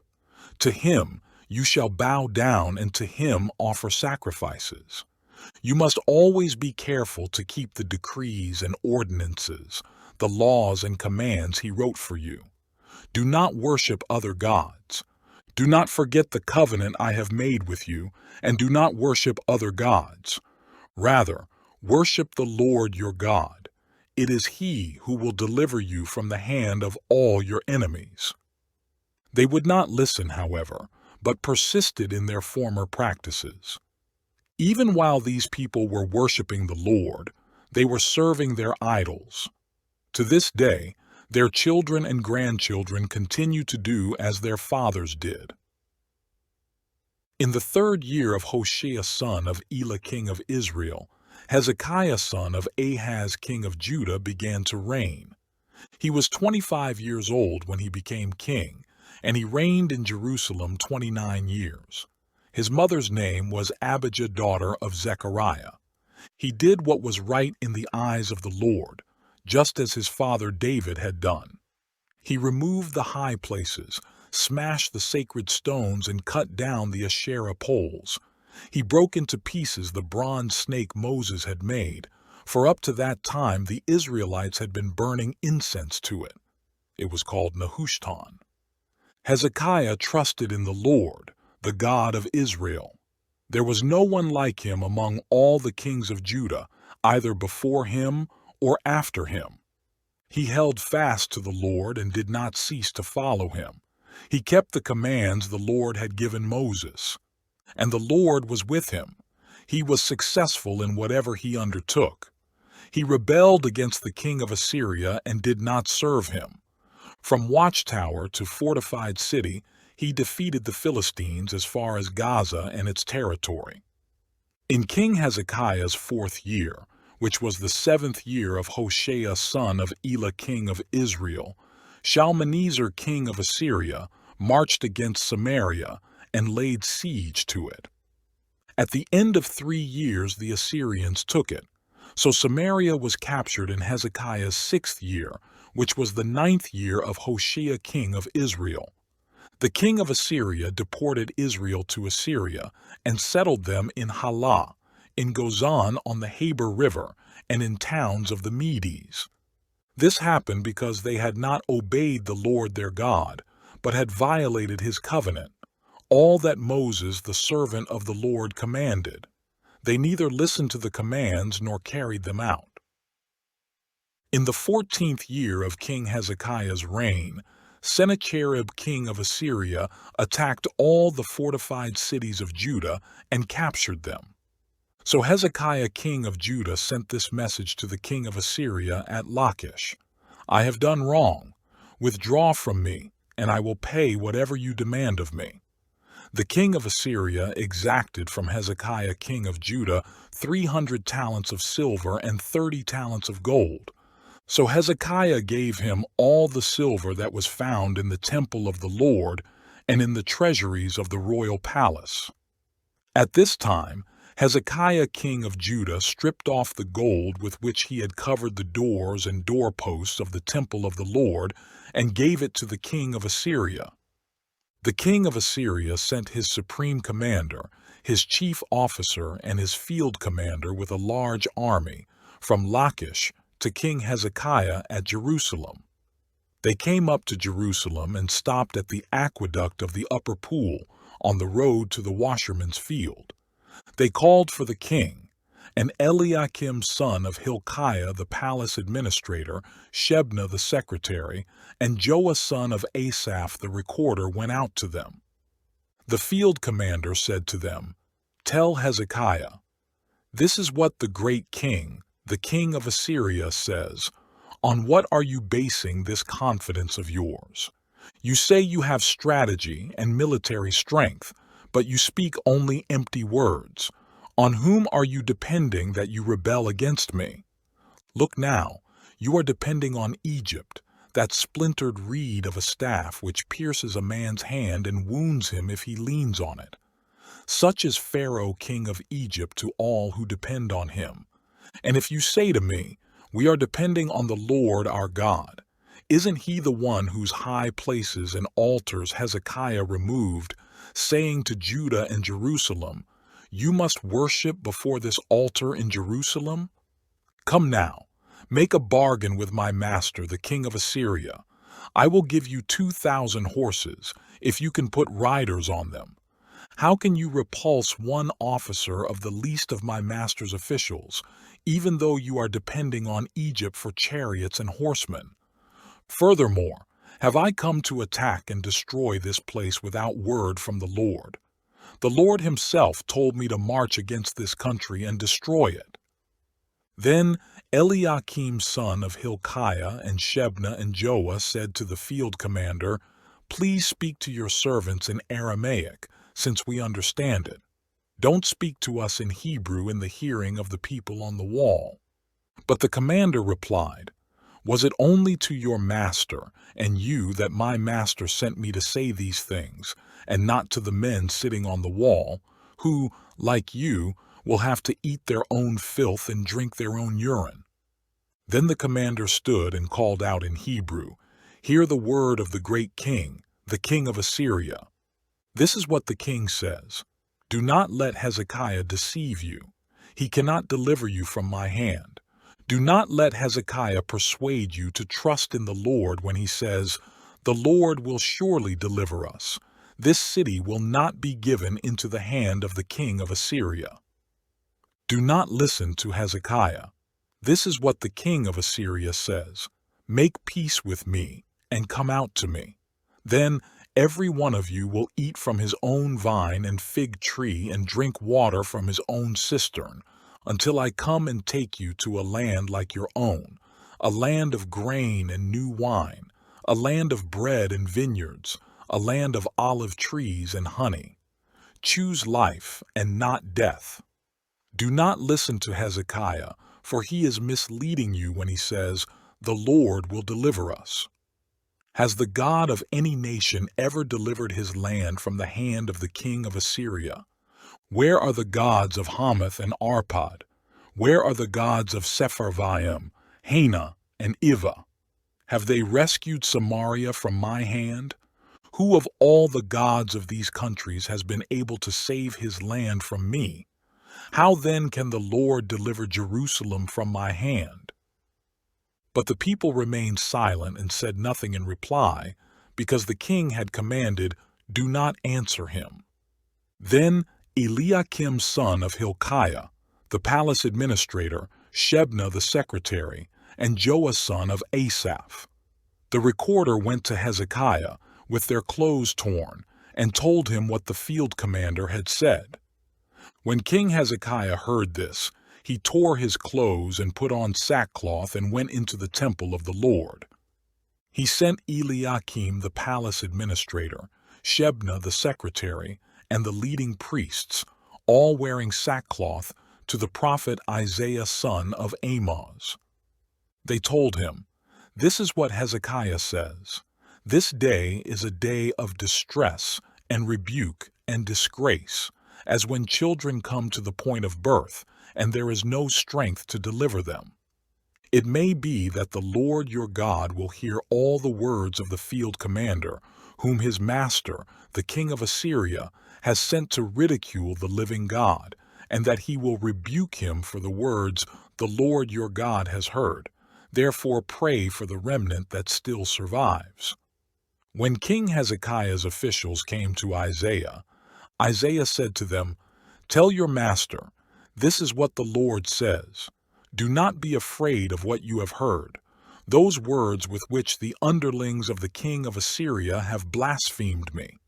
Listen, I am going to put such a spirit in him that when he hears a certain report, he will return to his own country, and there I will have him cut down with the sword." When the field commander heard that the king of Assyria had left Lachish, he withdrew and found the king fighting against Libnah. Now Sennacherib received a report that Tirhakah, the Cushite king of Egypt, was marching out to fight against him. So he again sent messengers to Hezekiah with this word, "Say to Hezekiah king of Judah, do not let the God you depend on deceive you when he says, 'Jerusalem will not be handed over to the king of Assyria.' Surely you have heard what the kings of Assyria have done to all the countries, destroying them completely. And will you be delivered? Did the gods of the nations that were destroyed by my forefathers deliver them? The gods of Gozan, Haran, Rezeph, and the people of Eden who were in Telassar? Where is the king of Hamath, the king of Arpad, the king of the city of Sepharvaim, or of Hena, or Ivah?" Hezekiah received the letter from the messengers and read it. Then he went up to the temple of the Lord and spread it out before the Lord. And Hezekiah prayed to the Lord, "O Lord God of Israel, enthroned between the cherubim, you alone are God over all the kingdoms of the earth. You have made heaven and earth. Give ear, O Lord, and hear. Open your eyes, O Lord, and see. Listen to the words Sennacherib has sent to insult the living God. It is true, O Lord, that the Assyrian kings have laid waste these nations and their lands. They have thrown their gods into the fire and destroyed them, for they were not gods but only wood and stone, fashioned by men's hands. Now, O Lord our God, deliver us from his hand, so that all kingdoms on earth may know that you alone, O Lord, are God." Then Isaiah son of Amoz sent a message to Hezekiah. "This is what the Lord, the God of Israel, says: I have heard your prayer concerning Sennacherib king of Assyria. This is the word that the Lord has spoken against him. The virgin daughter of Zion despises you and mocks you. The daughter of Jerusalem tosses her head as you flee. Who is it you have insulted and blasphemed? Against whom have you raised your voice and lifted your eyes in pride? Against the Holy One of Israel. By your messengers you have heaped insults on the Lord, and you have said, 'With my many chariots I have ascended the heights of the mountains, the utmost heights of Lebanon. I have cut down its tallest cedars, the choicest of its pines. I have reached its remotest parts, the finest of its forests. I have dug wells in foreign lands and drunk the water there. With the soles of my feet I have dried up all the streams of Egypt.' Have you not heard? Long ago I ordained it. In days of old I planned it. Now I have brought it to pass, that you have turned fortified cities into piles of stone. Their people, drained of power, are dismayed and put to shame. They are like plants in the field, like tender green shoots, like grass sprouting on the roof, scorched before it grows up. But I know where you stay and when you come and go and how you rage against me. Because you rage against me, and your insolence has reached my ears, I will put my hook in your nose and my bit in your mouth, and I will make you return by the way you came. This will be the sign for you, O Hezekiah. This year you will eat what grows by itself, and the second year what springs from that. But in the third year sow and reap, plant vineyards and eat their fruit. Once more, a remnant of the house of Judah will take root below and bear fruit above. For out of Jerusalem will come a remnant, and out of Mount Zion a band of survivors. The zeal of the Lord Almighty will accomplish this. Therefore, this is what the Lord says concerning the king of Assyria. He will not enter this city or shoot an arrow here. He will not come before it with shield or build a siege ramp against it. By the way that he came, he will return. He will not enter this city, declares the Lord. I will defend this city and save it, for my sake and for the sake of David my servant." That night the angel of the Lord went out and put to death 185,000 men in the Assyrian camp. When the people got up the next morning, there were all the dead bodies. So Sennacherib king of Assyria broke camp and withdrew. He returned to Nineveh and stayed there. One day, while he was worshipping in the temple of his god Nisroch, his sons Adramelech and Sharezer cut him down with the sword, and they escaped to the land of Ararat. And Esarhaddon, his son, succeeded him as king. In those days, Hezekiah became ill and was at the point of death. The prophet Isaiah son of Amoz went to him and said, "This is what the Lord says. Put your house in order because you are going to die. You will not recover." Hezekiah turned his face to the wall and prayed to the Lord, "Remember, O Lord, how I have walked before you faithfully and with wholehearted devotion, and have done what is good in your eyes." And Hezekiah wept bitterly. Before Isaiah had left the middle court, the word of the Lord came to him. "Go back and tell Hezekiah, the leader of my people, this is what the Lord, the God of your father David, says. I have heard your prayer and seen your tears. I will heal you. On the third day from now, you will go up to the temple of the Lord. I will add 15 years to your life, and I will deliver you and this city from the hand of the king of Assyria. I will defend this city for my sake and for the sake of my servant David." Then Isaiah said, "Prepare a poultice of figs." They did so and applied it to the boil, and he recovered. Hezekiah had asked Isaiah, "What will be the sign that the Lord will heal me and that I will go up to the temple of the Lord on the 3rd day from now." Isaiah answered, "This is the Lord's sign to you that the Lord will do what he has promised. Shall the shadow go forward 10 steps, or shall it go back 10 steps?" "It is a simple matter for the shadow to go forward 10 steps, said Hezekiah. "Rather, have it go back 10 steps. Then the prophet Isaiah called upon the Lord, and the Lord made the shadow go back the 10 steps it had gone down on the stairway of Ahaz. At that time, Merodach-Baladan, son of Baladan, king of Babylon, sent Hezekiah letters and a gift, because he had heard of Hezekiah's illness. Hezekiah received the messengers and showed them all that was in his storehouses, the silver, the gold, the spices, and the fine oil, his armory, and everything found among his treasures. There was nothing in his palace or in all his kingdom that Hezekiah did not show them. Then Isaiah the prophet went to King Hezekiah and asked, "What did those men say, and where did they come from?" "From a distant land," Hezekiah replied. "They came from Babylon." The prophet asked, "What did they see in your palace?" "They saw everything in my palace," Hezekiah said. "There is nothing among my treasures that I did not show them."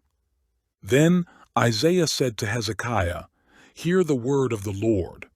The time will surely come when everything in your palace and all that your fathers have stored up until this day will be carried off to Babylon. Nothing will be left, says the Lord.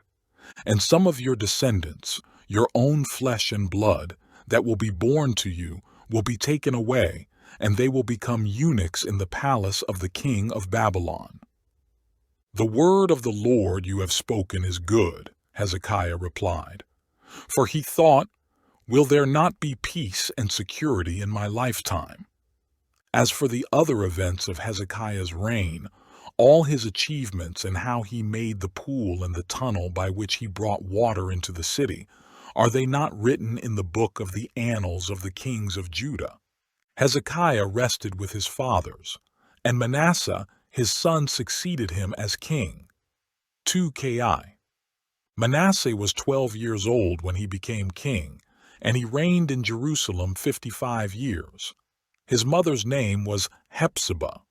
He did evil in the eyes of the Lord, following the detestable practices of the nations the Lord had driven out before the Israelites. He rebuilt the high places his father Hezekiah had destroyed. He also erected altars to Baal and made an Asherah pole, as Ahab king of Israel had done. He bowed down to all the starry hosts and worshipped them. He built altars in the temple of the Lord, of which the Lord had said, "In Jerusalem I will put my name." In both courts of the temple of the Lord, he built altars to all the starry hosts. He sacrificed his own son in the fire, practiced sorcery and divination, and consulted mediums and spiritists. He did much evil in the eyes of the Lord, provoking him to anger. He took the carved Asherah pole he had made and put it in the temple, of which the Lord had said to David and to his son Solomon, "In this temple and in Jerusalem, which I have chosen out of all the tribes of Israel, I will put my name forever. I will not again make the feet of the Israelites wander from the land I gave their forefathers, if only they will be careful to do everything I commanded them and will keep the whole law that my servant Moses gave them." But the people did not listen. Manasseh led them astray, so that they did more evil than the nations the Lord had destroyed before the Israelites. The Lord said through his servants the prophets, "Manasseh king of Judah has committed these detestable sins. He has done more evil than the Amorites who preceded him, and has led Judah into sin with his idols. Therefore, this is what the Lord, the God of Israel, says, I am going to bring such disaster on Jerusalem and Judah that the ears of everyone who hears of it will tingle. I will stretch out over Jerusalem the measuring line used against Samaria and the plumb line used against the house of Ahab. I will wipe out Jerusalem as one wipes a dish, wiping it and turning it upside down. I will forsake the remnant of my inheritance and hand them over to their enemies. They will be looted and plundered by all their foes, because they have done evil in my eyes and have provoked me to anger from the day their forefathers came out of Egypt until this day. Moreover, Manasseh also shed so much innocent blood that he filled Jerusalem from end to end, besides the sin that he had caused Judah to commit, so that they did evil in the eyes of the Lord. As for the other events of Manasseh's reign and all he did, including the sin he committed, are they not written in the book of the annals of the kings of Judah? Manasseh rested with his fathers and was buried in his palace garden, the garden of Uzzah, and Amon his son succeeded him as king. Amon was 22 years old when he became king, and he reigned in Jerusalem 2 years. His mother's name was Meshullemeth, daughter of Haruz. She was from Jotbah. He did evil in the eyes of the Lord as his father Manasseh had done. He walked in all the ways of his father. He worshipped the idols his father had worshipped and bowed down to them. He forsook the Lord, the God of his fathers, and did not walk in the way of the Lord. Amon's officials conspired against him and assassinated the king in his palace. Then the people of the land killed all who had plotted against King Amon, and they made Josiah his son king in his place. As for the other events of Amon's reign and what he did, are they not written in the book of the annals of the kings of Judah? He was buried in his grave in the garden of Uzzah, and Josiah his son succeeded him as king. Josiah was 8 years old when he became king, and he reigned in Jerusalem 31 years. His mother's name was Jedidah, daughter of Adiah. She was from Bozkath. He did what was right in the eyes of the Lord and walked in all the ways of his father David, not turning aside to the right or to the left. In the 18th year of his reign, King Josiah sent the secretary, Shaphan son of Azaliah, the son of Meshullam, to the temple of the Lord. He said, "Go up to Hilkiah the high priest and have him get ready the money that has been brought into the temple of the Lord, which the doorkeepers have collected from the people. Have them entrusted to the men appointed to supervise the work on the temple, and have these men pay the workers who repair the temple of the Lord, the carpenters, the builders, and the masons. Also have them purchase timber and dress stone to repair the temple. But they need not account for the money entrusted to them, because they are acting faithfully." Hilkiah the high priest said to Shaphan the secretary, "I have found the book of the law in the temple of the Lord." He gave it to Shaphan, who read it. Then Shaphan the secretary went to the king and reported to him, "Your officials have paid out the money that was in the temple of the Lord, and have entrusted it to the workers and supervisors at the temple." Then Shaphan the secretary informed the king, "Hilkiah the priest has given me a book," and Shaphan read from it in the presence of the king. When the king heard the words of the book of the law, he tore his robes. He gave these orders to Hilkiah the priest, Ahikam son of Shaphan, Akbor son of Micaiah, Shaphan the secretary, and Asaiah the king's attendant. "Go and inquire of the Lord for me, and for the people, and for all Judah about what is written in this book that has been found. Great is the Lord's anger that burns against us because our fathers have not obeyed the words of this book. They have not acted in accordance with all that is written there concerning us." Hilkiah the priest, Ahikam, Akbor, Shaphan, and Asaiah went to speak to the prophetess Huldah, who was the wife of Shallum son of Tikvah, the son of Harhas, keeper of the wardrobe. She lived in Jerusalem, in the 2nd district. She said to them, "This is what the Lord, the God of Israel, says. Tell the man who sent you to me. This is what the Lord says. I am going to bring disaster on this place and its people, according to everything written in the book the king of Judah has read. Because they have forsaken me and burned incense to other gods and provoked me to anger by all the idols their hands have made, my anger will burn against this place and will not be quenched.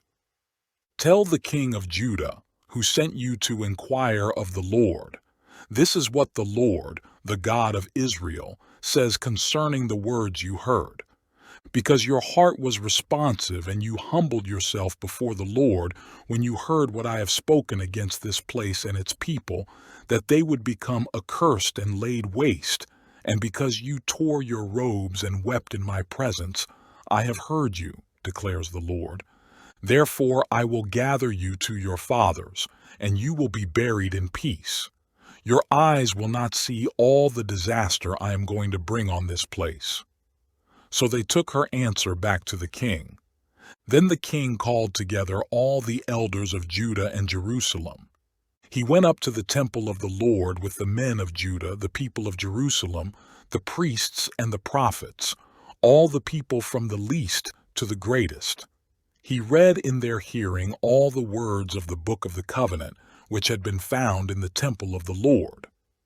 The king stood by the pillar and renewed the covenant in the presence of the Lord, to follow the Lord and keep his commands, regulations and decrees with all his heart and all his soul, thus confirming the words of the covenant written in this book.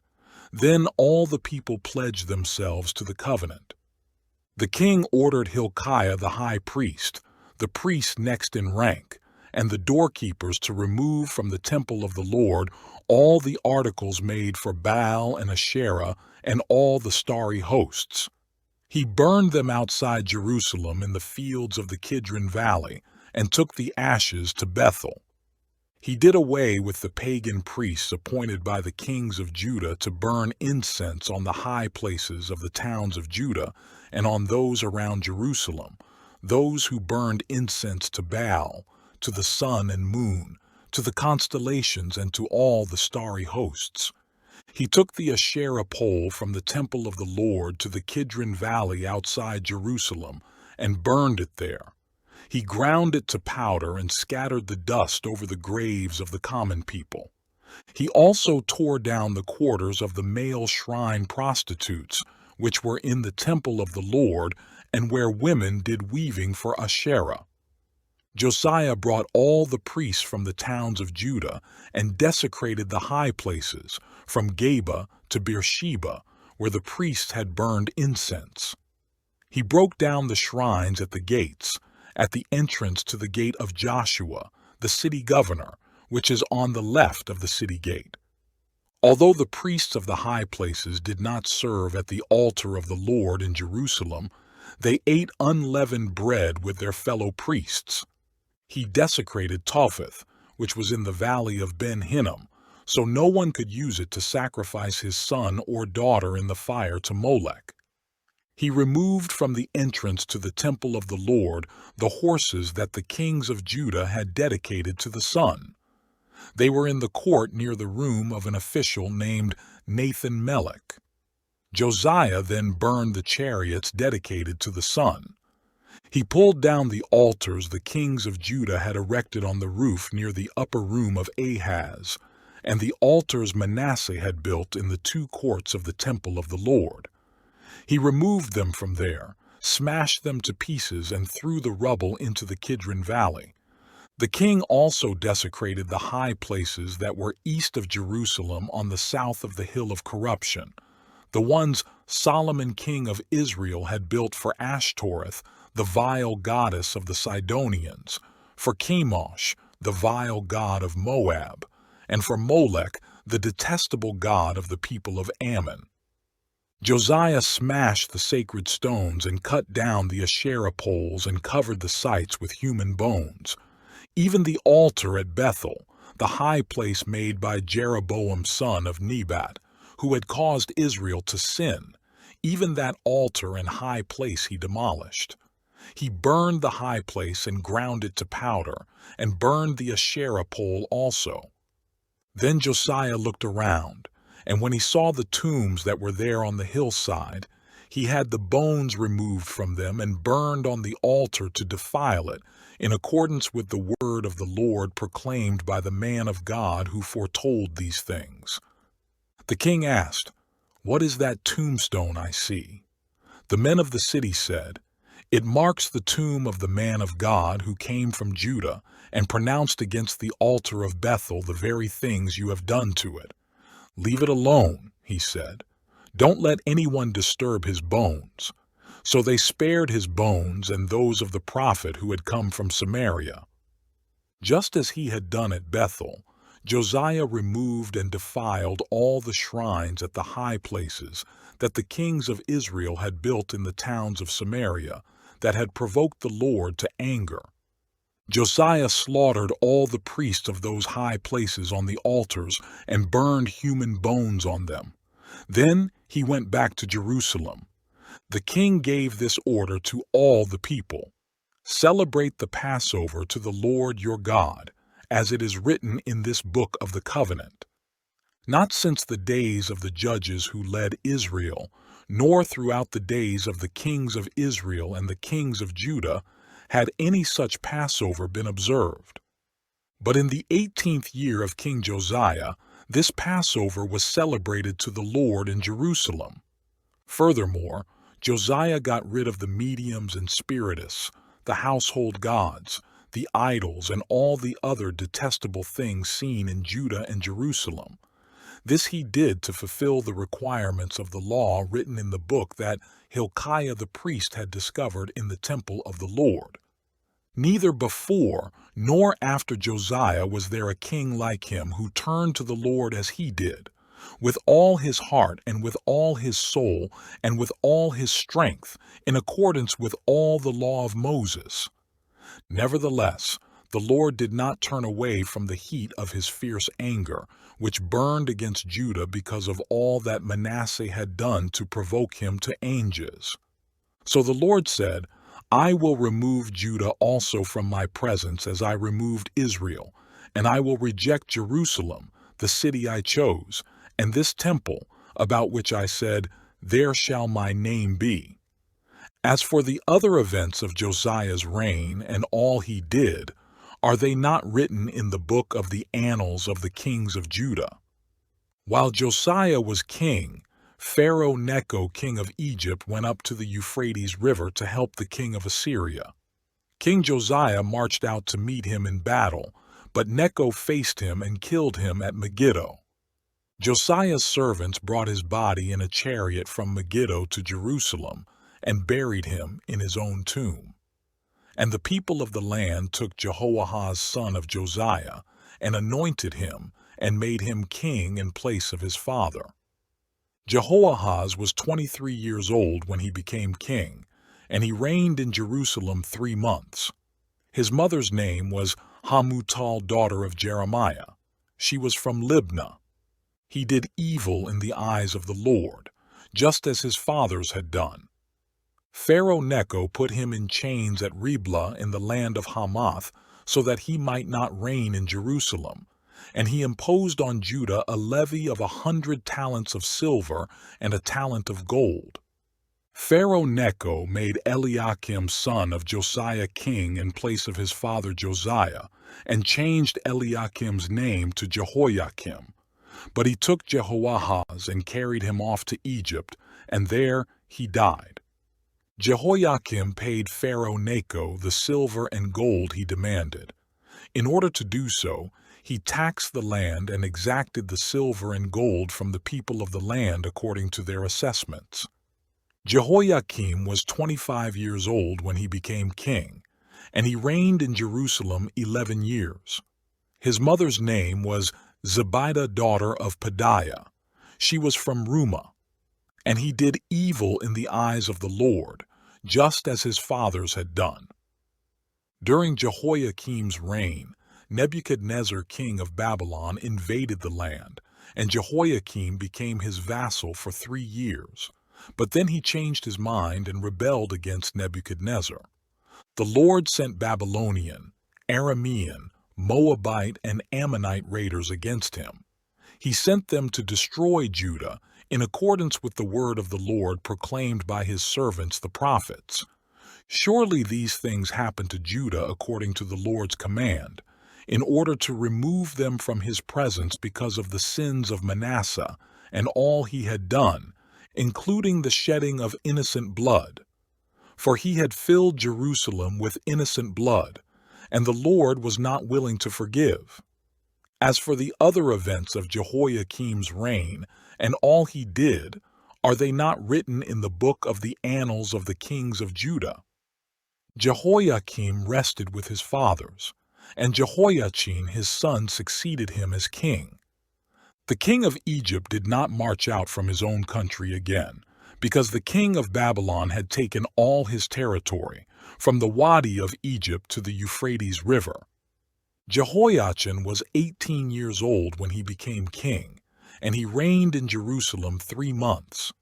His mother's name was Nehushta, daughter of Elnathan. She was from Jerusalem. He did evil in the eyes of the Lord, just as his father had done.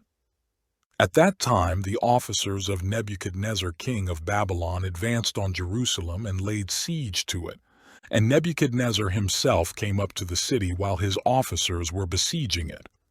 Jehoiachin king of Judah, his mother, his attendants, his nobles, and his officials all surrendered to him. In the 8th year of the reign of the king of Babylon, he took Jehoiachin prisoner.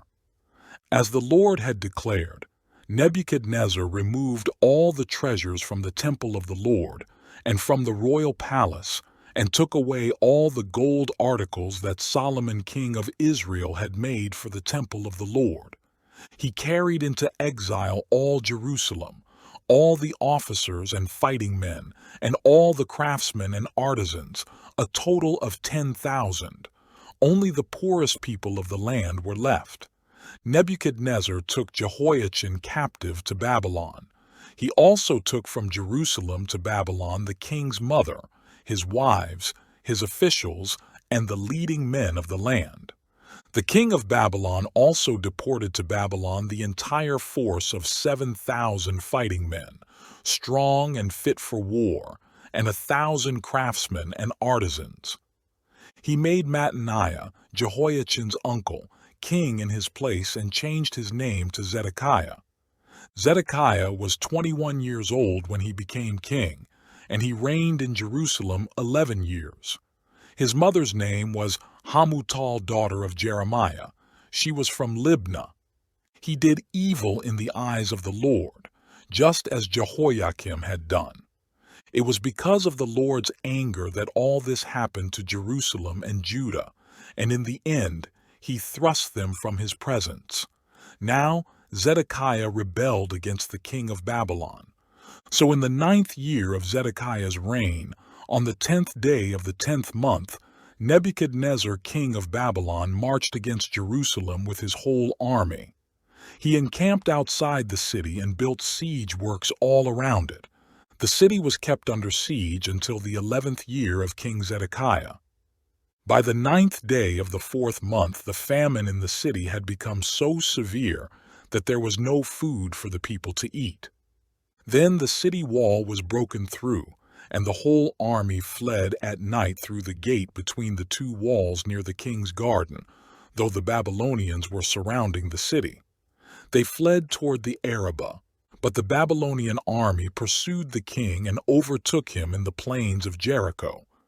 All his soldiers were separated from him and scattered, and he was captured.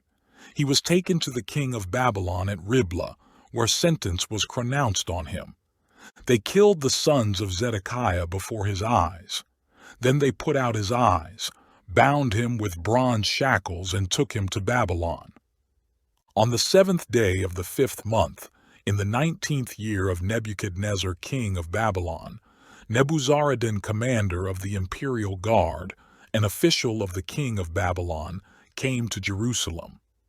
He set fire to the temple of the Lord, the royal palace, and all the houses of Jerusalem. Every important building he burned down. The whole Babylonian army, under the commander of the imperial guard, broke down the walls around Jerusalem. Nebuzaradan, the commander of the guard, carried into exile the people who remained in the city, along with the rest of the populace and those who had gone over to the king of Babylon. But the commander left behind some of the poorest people of the land to work the vineyards and fields. The Babylonians broke up the bronze pillars, the movable stands, and the bronze sea that were at the temple of the Lord, and they carried the bronze to Babylon. They also took away the pots, shovels, wick trimmers, dishes, and all the bronze articles used in the temple service. The commander of the imperial guard took away the censers and sprinkling bowls, all that were made of pure gold or silver. The bronze from the two pillars, the sea, and the movable stands, which Solomon had made for the temple of the Lord, was more than could be weighed. Each pillar was 27 feet high. The bronze capital on top of one pillar was 4.5 feet high and was decorated with a network and pomegranates of bronze all around. The other pillar, with its network, was similar. The commander of the guard took as prisoners Sariah the chief priest, Zephaniah the priest, next in rank, and the 3 doorkeepers. Of those still in the city, he took the officer in charge of the fighting men and 5 royal advisers. He also took the secretary, who was chief officer, in charge of conscripting the people of the land, and 60 of his men who were found in the city. Nebuzaradan the commander took them all and brought them to the king of Babylon at Riblah. There at Riblah, in the land of Hamath, the king had them executed. So Judah went into captivity, away from her land. Nebuchadnezzar, king of Babylon, appointed Gedaliah son of Ahikam, the son of Shaphan, to be over the people he had left behind in Judah. When all the army officers and their men heard that the king of Babylon had appointed Gedaliah as governor, they came to Gedaliah at Mizpah. Ishmael son of Nethaniah, Johanan son of Kareah, Sariah son of Tanhumeth the Netophathite, Jazaniah the son of the Maacathite, and their men. Gedaliah took an oath to reassure them and their men. "Do not be afraid of the Babylonian officials," he said. "Settle down in the land and serve the king of Babylon, and it will go well with you." In the 7th month, however, Ishmael son of Nethaniah, the son of Elishama, who was of royal blood, came with 10 men and assassinated Gedaliah, and also the men of Judah and the Babylonians who were with him at Mizpah. At this, all the people from the least to the greatest, together with the army officers, fled to Egypt for fear of the Babylonians. In the 37th year of the exile of Jehoiachin king of Judah, in the year Evil-Merodach became king of Babylon, he released Jehoiachin from prison on the 27th day of the 12th month. He spoke kindly to him and gave him a seat of honor higher than those of the other kings who were with him in Babylon. So Jehoiachin put aside his prison clothes and for the rest of his life ate regularly at the king's table. Day by day the king gave Jehoiachin a regular allowance as long as he lived.